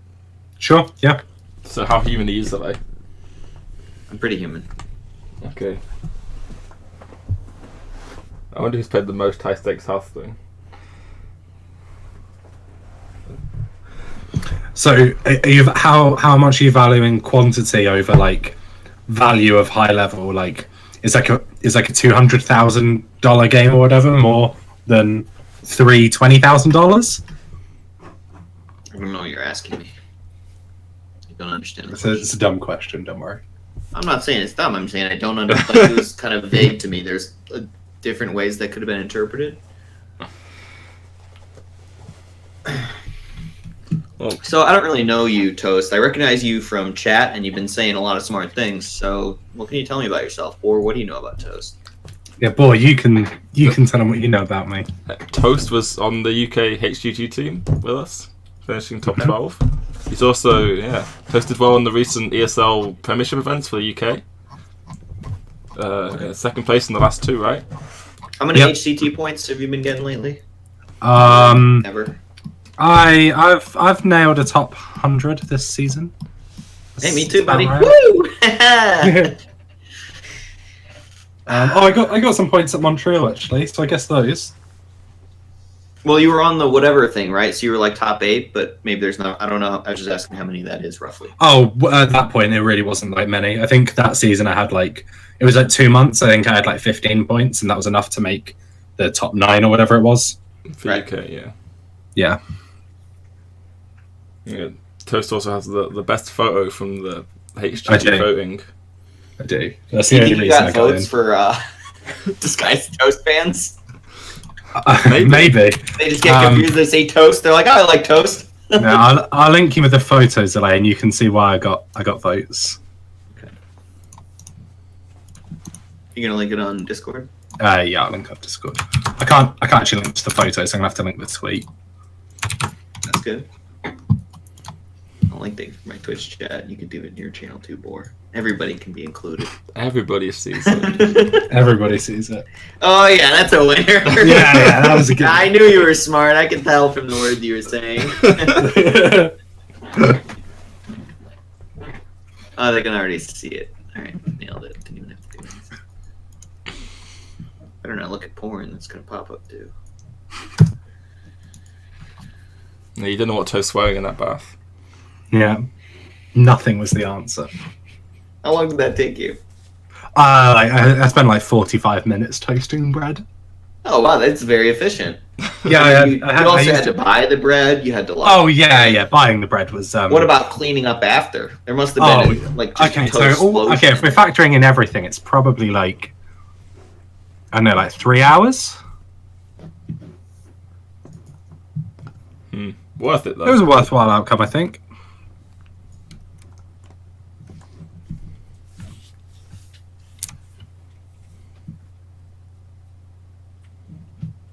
You know, someone tweeted at me really angry about how much food I was wasting with that bread. Did you explain to them that there's real value in entertaining human beings? No, it was in Spanish, and I was like, I'm not replying to that. Oh yeah, not at all. Just walk and move on or whatever. Like I too hate waste, but I also recognize there's true value in entertaining people. Well, what I didn't go into explaining was You actually ate all the bread? I had gone and bought bread from places that was like going to be thrown out. It was really? like reduced. Yeah. So like, it really wasn't any waste, really, because it was going to get thrown away. Did you at least feed it to the ducks after? No, instead I lost all my ducks. That's what I did afterwards. Oh, well, that's just as I went into your chat and you didn't lost lose all them. my You ducks. freed them. Ah, Live on a farm. it's all about perspective. Freed them from Zalay's evil grasp. I really am. Practice my Actually, evil laugh and everything. Let's gamble some ducks. Okay. Ah, I've got loads of ducks. You what? Man, you have a lot of ducks, Toast. I do. All the ducks. Well, my chat's saying not to feed ducks. bread to the ducks. It's bad for them. Oh. Nonsense. Food is delicious. Uh-huh. I actually like. I think I should take a really aggressive stance on hating ducks. So I should go and feed them all the bread. Oh my ducks. That's what I should do. That should be my thing. I should just hate ducks and go and feed them bread if it's bad. I need like a really unique angle here, I think. Yeah. Get some attention, publicity. Yeah, you know, like those forms you fill in for like Blizzard stuff, where it's like one interesting thing about you or whatever. I hate ducks. I hate ducks, so I feed them bad food. Yeah. Is this that guy who hates ducks? Yeah, what is that about? Pretty weird. Show up like a duck shirt with just like a red X through it. Just like, no, ducks bad. Yeah. You're just there on camera at prelims, and then you're just feeding a duck bread that's next to you.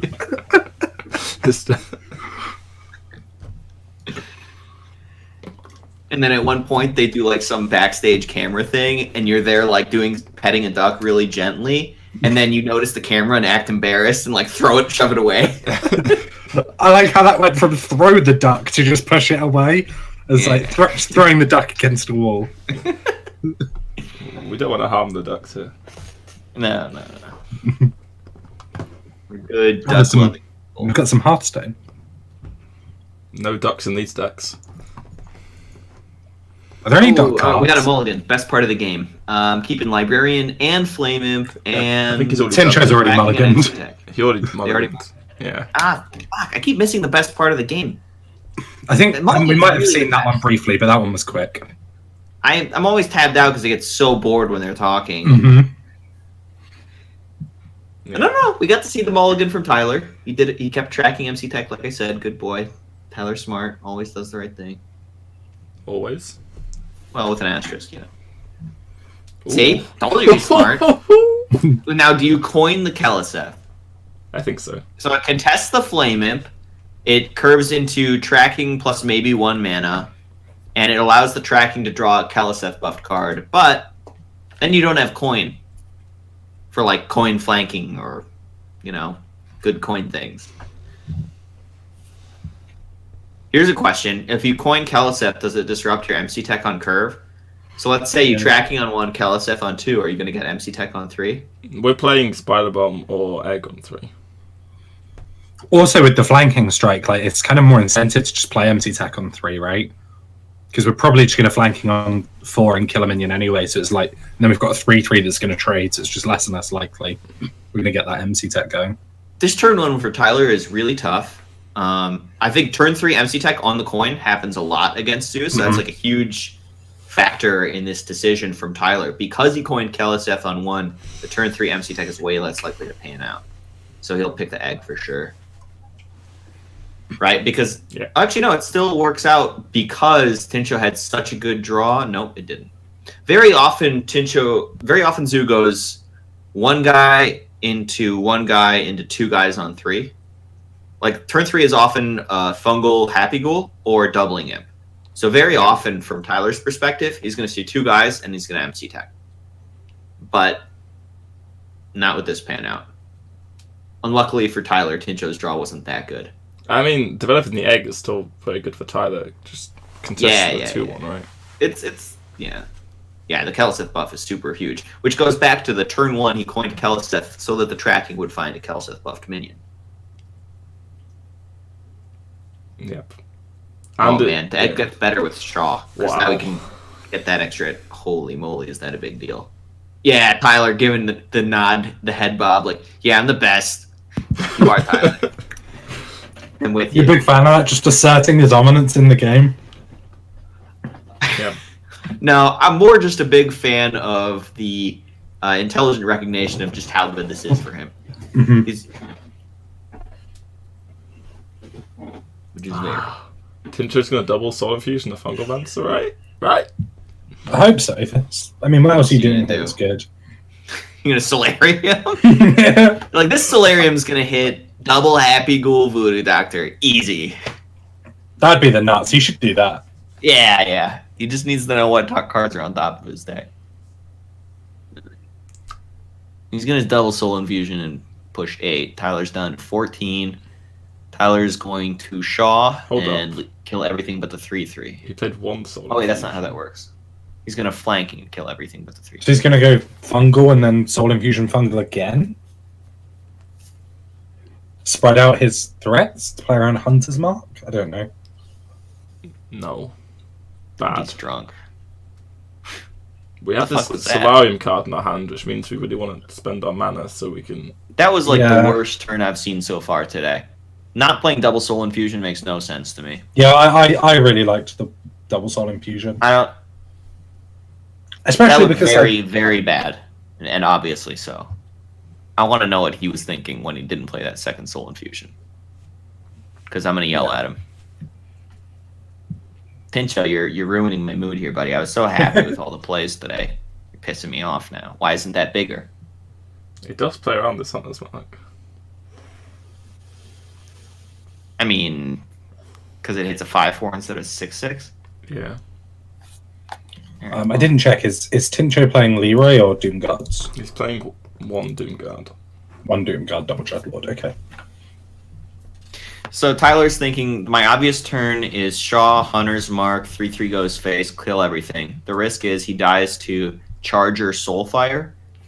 So Tincho's Charger Soulfire odds, there's 1 Charger and 2 Soulfires, right? So, wow, he actually plays around it. He judges his position is so strong. Yeah, Yeah, he's right. I think because the Ziliax was a 4-3 as well, as opposed to a 3-2, it's just so much stronger again, and like just makes this play just in general way better. Ziliax and Kaliseth decks. Wow, does it love that buff? Yeah, really does. Any buff is insane on Ziliax. Mm-hmm. It scales so well with Divine. What do we think of this Soul Infusion? Rush. I guess we need to hit Soulfire, right? So. You mean Solarium? Yeah. Tin checked out. He was checked out like last turn, like. Yeah. And Tyler is just 100% to win. I think. I can't see how it goes wrong. Yeah. that boss is quite sweet. Yeah, Tyler's facial expression, he's not happy about that. He's just like, well, this was unfair. Like, he's whatever. looking at it like, huh. He already won, but this will make it easier. Why have I been given this card as well? Yeah. I don't need this one. Wasn't necessary. I'm enjoying the facial expressions on both sides. They're pretty on point. Tincho's sitting here thinking, well, I was already dead, but okay. Tyler's thinking, well, you were already dead, but okay. Yeah. The Zoo has done awful today. What's going on? It's not that good of a deck.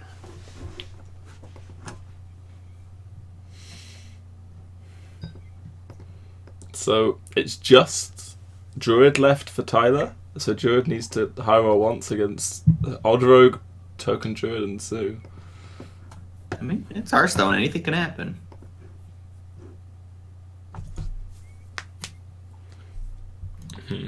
You ever lost 3 games in a row? I have. Nope. I haven't even lost 3 games. Not yet. 2002, best player ever, by the way.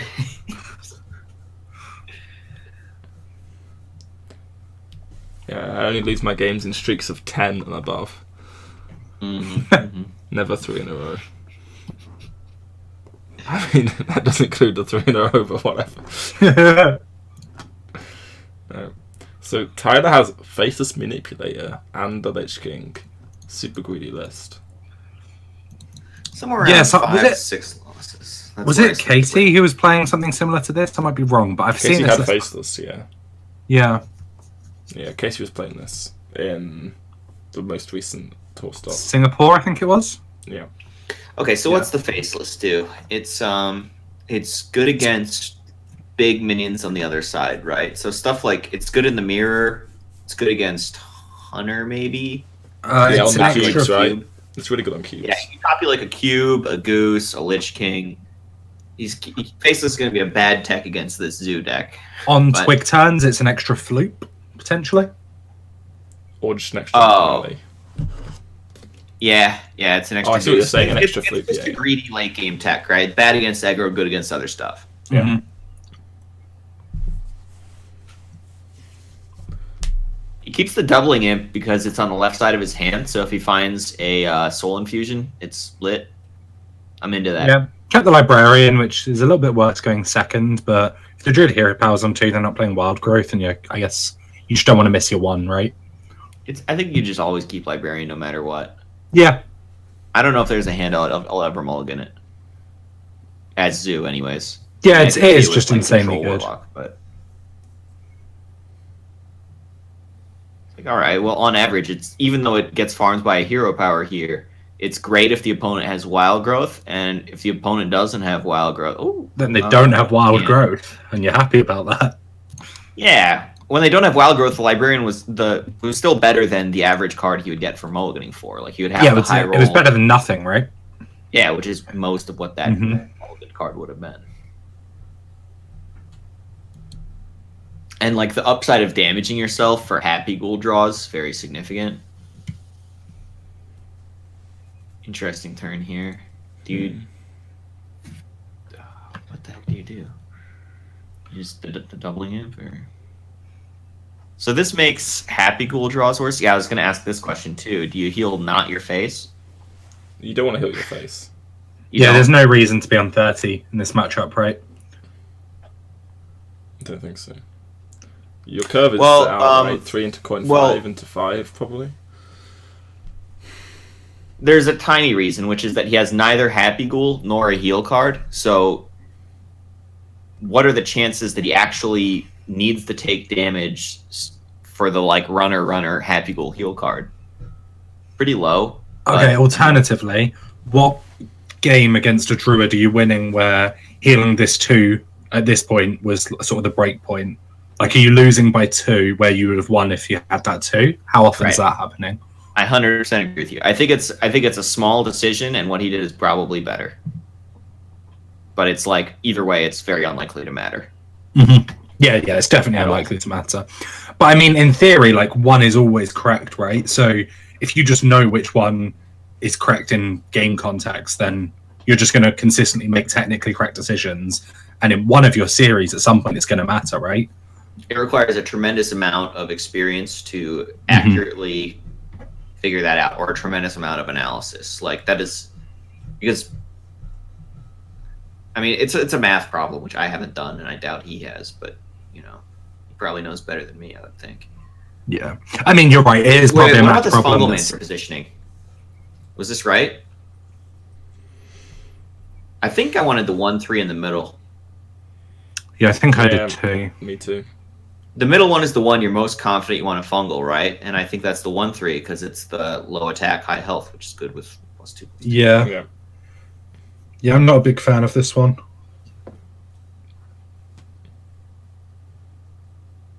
Wild growth hero power. Unless he's certain that he wants to fungal back to the 2-1 as well.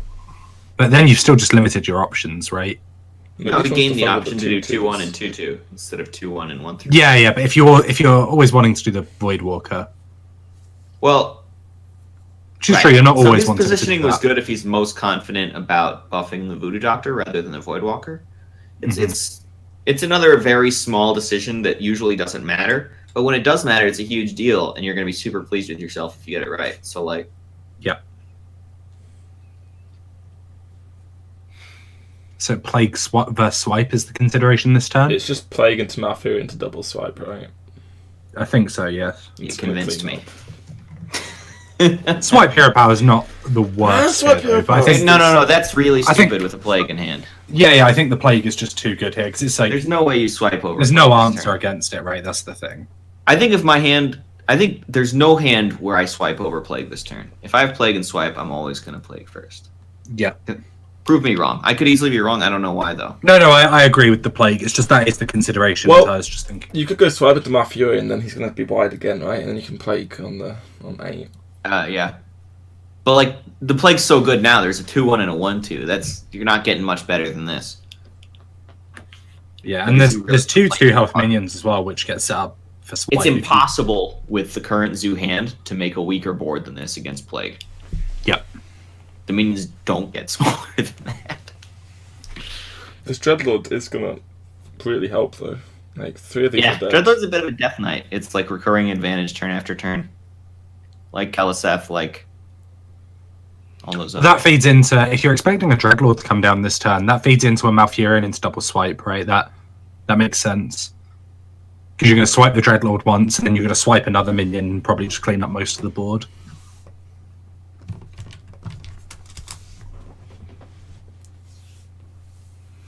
God, how funny would Mouth poison into the second Dreadlord? I mean, we might maybe see it. It's unlikely, but... So we're seeing this again, the sequencing of turns, where Zoo players like make all the obvious decisions, and then that allows them to easier visualize and focus on the final decision of, do I bump with this Void Walker? I saw Trunks do this as well. This is something I've been trying to train myself to do.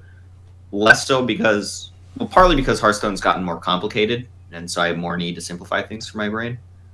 But also because it makes it better for my viewers. They can better understand what I'm thinking about. Do you think there's ever the argument there that it gives your opponent the information as well of what you're trying to figure out? So, like, often people do it when they have, like, 2 mana left, right? And they're trying to figure out if they should play cards or not.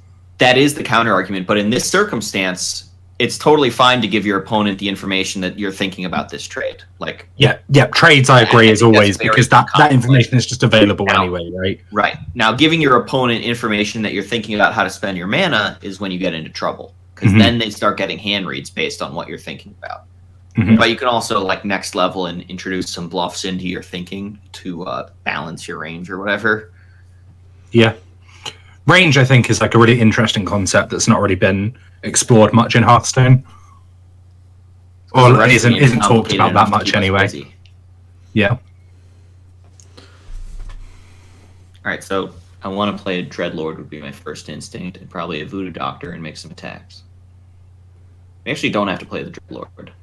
Yeah, I was thinking, do we ever go maybe like Chain Gang, Light Warden, and a Voodoo Doctor, maybe? It seems like more power, so better. We're always making these 3 attacks, and then what's the best thing with our 6 mana? We could go like tap Chain Gang. Healing up your Dreadlord just seems quite nice against Swipe. Right, there's the question of what is this turn 8? He's not respecting double swipe, as he shouldn't probably. Yeah, that seems quite reasonable to not respect double swipe. Yeah, I mean, this is usually probably don't one of play your best around. plays against double swipe, kind of. No, playing the 2 health guy is not good against. But playing the 2/3s is good against double swipe, right? Yeah. I mean, I think this looks like the most against double sort swipe. of You thing. probably wanted to just go tap Chain Gang, right? Yeah, I guess. Yeah. He's not thinking about double swipe as much as he's Obviously. thinking about plague. Yes. Second plague is way more likely than first and second swipe. So Yeah. he chose to risk the second plague here in order to be just in general strong, which is, I think, good. You know, as early as turn 8, risking a 1-of in order to be strong against the everything else in the deck, probably worth it. Yep. I'm happy with Tencho's play here. Yeah, this double swipe does seem really good, though. So Tyler might be thinking if he could trade into the 2/3 and then like armor No, branching he's and going to then, double swipe. yeah, I imagine you can't not double swipe. He's going to have a 2-1, and that's going to be okay. Yeah, so 2-1, you're on 21, you've got an Alex Strasser. If you... Straws is We're hot lower. garbage. The UI Yeah. is juicy. I don't know, there's Alex Strasser to their face. It's, Yeah, it's an 8/8. It does things. You're right. yeah, He's actually so winning that this horrible card is useful. yeah. Yeah, it's very rare that Alex Strasser's good against aggressive decks offensively. At best case, it's normally just like you clear that board and use it to heal yourself, right? If you can. That's like the best case. Alex Strauss is a pretty terrible card against aggro. It's like Yeah. you're either very winning or very losing when you play it. It's like you play it on their face because you're probably way ahead, or you play it on your face and you're probably dead. Yeah. Yeah, Like, usually the rates are there's so- not often they have an before. empty board when you're healing your face with it. So Tincho's deciding whether he wants the Dreadlord Flame Imp or tap Dreadlord. Does he value the pressure of the 3-attack Flame Imp this turn over the value of the card? Just play all your cards. Yeah, because you have a Soulfire in hand, right? Yeah. And you play the Soulfire so you can more easily just play a card, tap, play a card next turn. Yeah. Let's gain some armor. Ooh, you want to gain like 24 armor? Yes. Sounds like a good amount. You can draw 24 one is a card lot. and gain 18. Does that make any sense? With the UI, do you really ever need that extra card? Probably not. Cards make me happy. I'm irresponsible. Armor makes me happy when I have a lot of cards already, though. Consider this. Tincho's deck really has very little burn. There's 1 Doomguard, 1 Soulfire, no Life Drinkers that's left, right? Well, what's the most efficient play for them conceding? No. I mean, it really telegraphs UI, but it's not like Tincher's going to be able to play around it. Fungalmancer, keep the 4-5 out of range. He wouldn't have played that if he didn't know UI was coming. Or Doomguard was good. Ooh. Here we see him obviously getting rewarded for playing the Soulfire last turn. Didn't have to just discard it.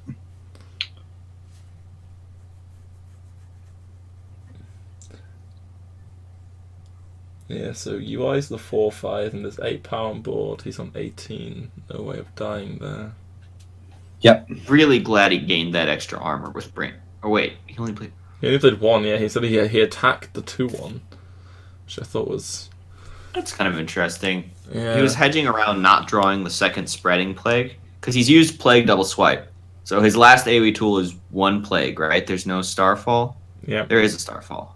Oh, no, there is, yes. But so he had one plague, one Starfall that he was drawing to off that UI, and he decided to kill the little guy for 10. Getting the branching out of hand kind of made sense. I wanted right? It frees up your yes, because it means it frees up your later turns. Like this Malygos could just be played and then kill some stuff, right? And now it's a lot harder to fit the Malygos into a turn. Now the branching is just stuck, right? How are you going to fit that into a turn? Plague branching, was that something he was maybe considering? I don't think that was right, but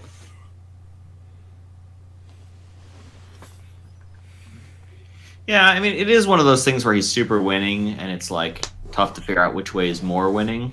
But I agree with you guys. It seemed like the second branching was just kind of probably better.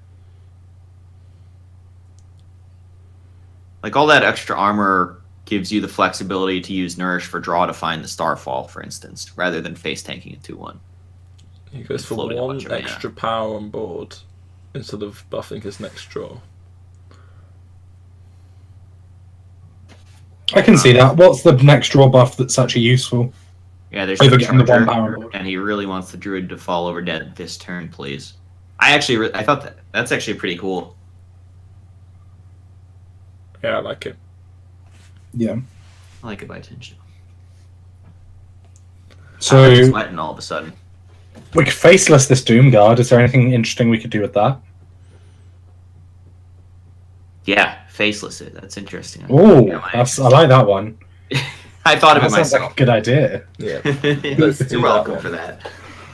We can even go for like the faceless naturalize and get the branching in now if we wanted to.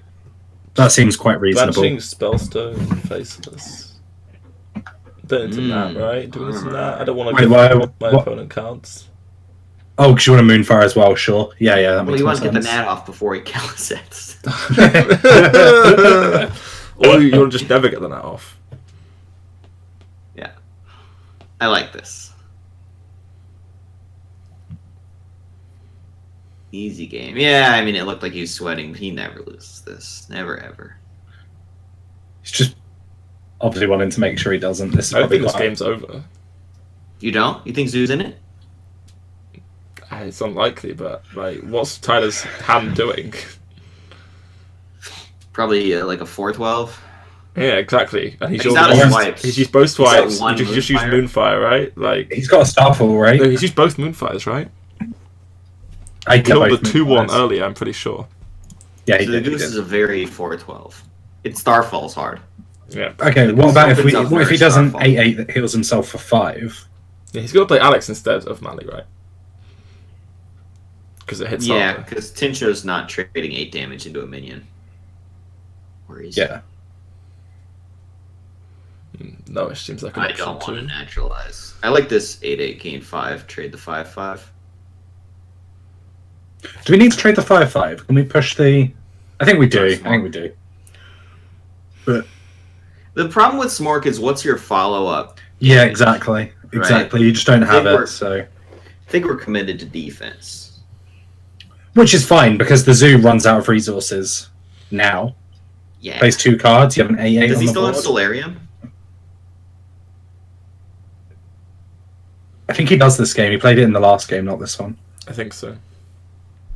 Yeah, you're right. Solarium would be an insane draw then. In which case, if we're thinking Solarium's a card, then I really like this Alexstrasza. Like, it's never... If we don't play it now, we can't ever play it. What's the max burst? Fungal Soulfire for 8? Yeah. I'm wondering if you can just go face, like you said. If it's going face, it's weak to Chain Gang. If you you don't want to lose the Solarium Chain Gang stuff. You value traded over killing the 5/5. Is going face weak to Solarium? Yes. Why? Because you don't want Chain Gang to come down, then you just... Both Chain Gangs have been played. Have they? I think so. Oh, in that I'm like 99% sure both. What about a buff? What about a 2/4 Voidwalker? You have naturalizers, and you have 13 power on the board. Right. So you think the 5 could have gone face? Defensive Alex, offensive 5/5. I think so. Ah, the Goose did it. did 1 extra spell damage. Correct. So we already figured out that 8 is the most burst. Yeah. So although I guess he could, in theory, Solarium into fungal Soulfire, tap Soulfire. There's only 1 Soulfire left. Oh, did we play one already? Yeah, he did Doomguard and Soulfire already. Yeah. Oh, yeah, of course he did. Yeah. And that's not Solarium. There was just nothing. The Alex goes face, never gets punished. Yeah. Tincho needed 11 burst damage, and he only has max 8 that turn. So it's just... That's why Tyler went face. There was no risk of losing. BM. It's not even BM. It's just, you do anything and win.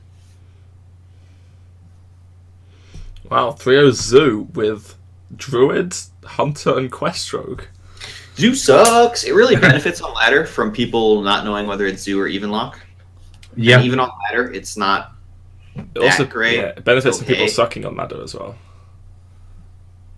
I mean, people suck on both sides of Zoo on ladder. People probably suck more with Zoo than against it. Really? You don't agree with that? I think people suck more with Maddie, Druid, and Quest Rogue than with Zoo. Oh, that's definitely true. Yeah. You convinced me. They definitely suck a lot with Zoo. People just assume that Zoo players aren't fucking up. No, they do it left and right. Yeah. So, yeah, Tytex to win 2 more games today, right? Tyler, Renmen, and the other winners match. Yeah. Which is Hatul versus...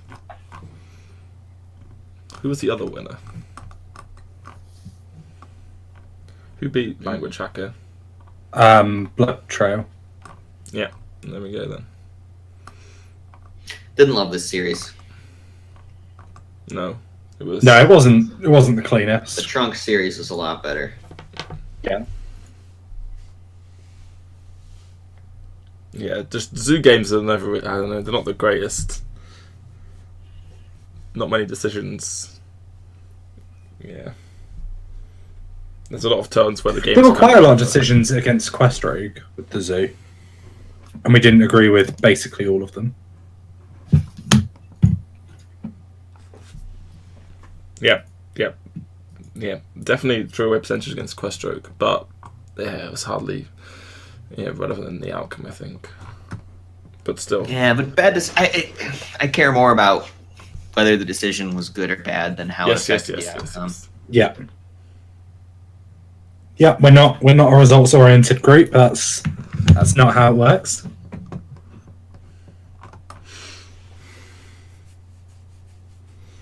Ugh. Okay, so what are we watching next? Let's start look at some decks. I think it's a Tool Blood Trail, but I'm not certain. All right. That would make sense because the Blood Trail game was first. So. God, I love when Tool's decks are sweet. Well, do we get to see Warrior this time? Oh, we do. Oh, We definitely do. Oh. woohoo! Maybe we'll get to see Warrior 3 times. That'd be nice. Oh yeah. Maybe we see it 4 times. Dude, the Faceless Cube stuff is lit against this Malagos dude from Blood Trail. There's a Tyrantus. Woo! Want to play that, or what do you think is going to happen here? Faceless You're going to have one of Brawl. those nice little standoffs, right, where Hatul's holding onto his Faceless for the Tyrantus, and Blood Trail is holding onto the Tyrantus until he sees the Faceless, and they both just kind of stare at each other. And somebody gets into a bad position, has to go first, or whatever. Somebody has to risk it.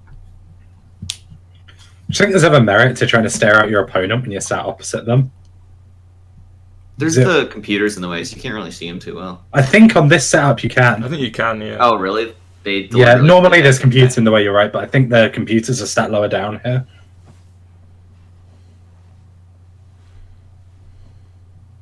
Man, her tool looks so sinister in this. Yeah, he really does. He just wants to be the bad guy. He's like me. You want to be the bad I feel like guy? I see some of myself in his deck building too. If you want to be the bad guy, I have a bunch of ducks I could use taken care of.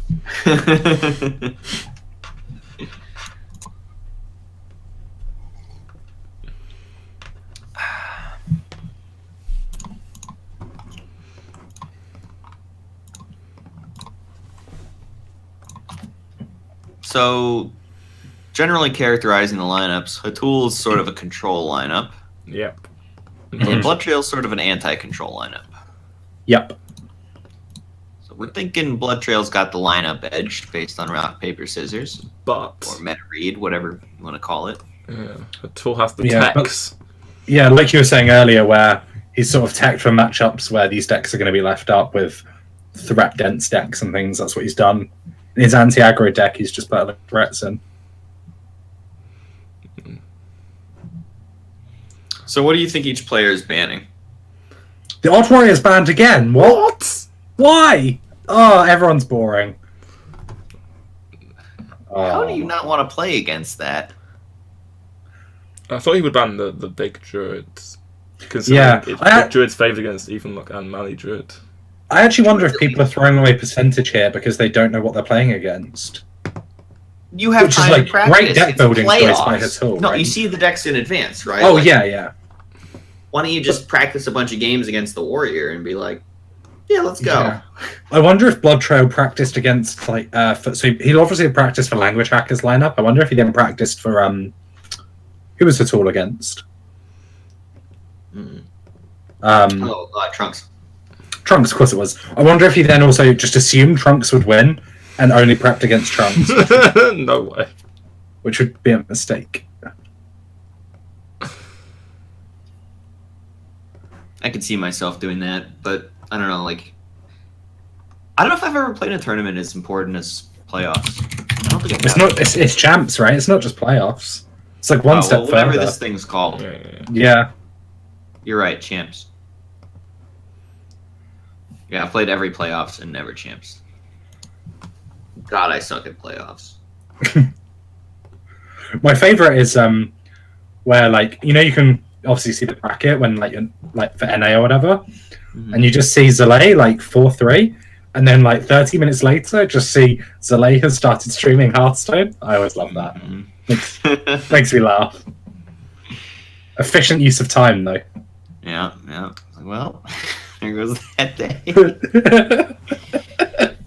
All right, tracking, flanking, or kill command Kill against command. Evelyn. Let's go. First, good. He has the nuts as Evelyn well. likes to. Yeah, we're gonna do a coin companion, Companion. kill command for lethal on 5. Yeah. Butchell's dead. He's dead on my screen. Okay, this doomsday might cause us a problem. Nope, it's gonna be fine. The second half dodge of the the roll is Leok going to here. be. All right, Misha is the best first one, right? It's better than Huffer. Yeah, and then You want the first one, Misha, the second one, Huffer. So, do you kill command this, or do you just roll Huffer? There's no way you roll Huffer, right? That's a play you make when you're losing. He's not really in a bad position here. Mm-hmm. You could just go face, hero power, candle shot. Nah, he's gonna kill command. Yeah, you want to keep this. I like committing to this because how does Misha die for a long time? Yeah, and like Giant's checked with Freezing Trap, so we're chilling. The issue is Giant into Sun Fury does get spooky. Holy shoot, Giant into Giant Sun Fury. Blood Trail is the uber nuts here. Get Doomsayer on 3, into Giant on 4, into Giant Sun Fury on 5. Hatul's gonna get massively dunked on this game. Yeah, I like his decisions, but he's not gonna win. yeah. I like here as well. Weaving in the hero powers makes a lot of sense. You don't have a clock to kill this deck. Was the kill command good? I could go face. What did you want to do? You wanted to roll the Animal Companion? You could go face, develop Freezing Trap and Candle Shot, and then this turn just develop another Animal Companion. Okay. And this is where we have the kill command in our hand, and we end up pushing the same amount of damage. And now, because like this Leok never goes face if there's a Sun Fury, but I mean this is fine how it worked out. Right, Hatul's keeping himself in it. This turn was way better than expected. I called Hatul dead, but he's just losing badly. He's not dead. Blood Trail's going to keep not attacking. He's got a pretty reasonable read on that being a Freezing Trap, so he's just going to set up something to eat the Freezing Trap. He's upset that he didn't have a 2-drop. He wanted to go 2-4 there, but tap 4 is good enough. Ooh. Huffer and Leok, let's go. Unfortunate. Yeah, he has to trade.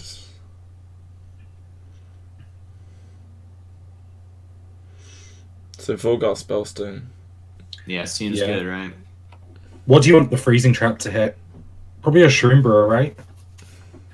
Actually, the giant. Giant to go. Yeah, giant cost from trading. 5 is kind of fine. You're thinking you can just no. Giant goes face, but then I wanna you tap. get unleashed. Can I just start with this tap? If you tap, you have to play something before you attack. Oh, if you want the actual thing back. Yeah. Do you Oh, want fair the thing back? That's a question. I hadn't even thought about that. Do you want the thing back? Yeah, it's interesting. A 5-mana giant, you could just replay here if you wanted to. The 6-mana, it's close for me. I have no strong feelings on this one. Are we killing that bird? Or are we pushing 8? Oh wow, this? I guess this plays towards Hooked Reaver, right? He doesn't Yeah. Spellstone to play towards Hooked Reaver. This is much weaker against Unleash. Yeah, Unleash is still okay. Is Unleash a 1 or 2? I guess off? Unleash Plus 2 is off, kind right? of rough. If he rolls Leok with this Unleash and then the Candle Shot, it actually gets very powerful. 3 into the Giant, 3 in Candle Shot into the 2/4, Yeah. and then you get punch 6 to the face. If that Misha were a Leok, Blood Trail would have been upset. He would have taken an extra 6 here. But it would have meant he could have gone Hooked Reaver Spellstone, so he wouldn't have had the worst turn on the backswing. Hellfire Hooked Reaver, maybe. Mm-hmm. There would have been answers. It would have obviously sucked for him, but he would have had things he could do. I don't think it would have been lights out. No, I agree. I think I'm pretty happy with plays on both sides.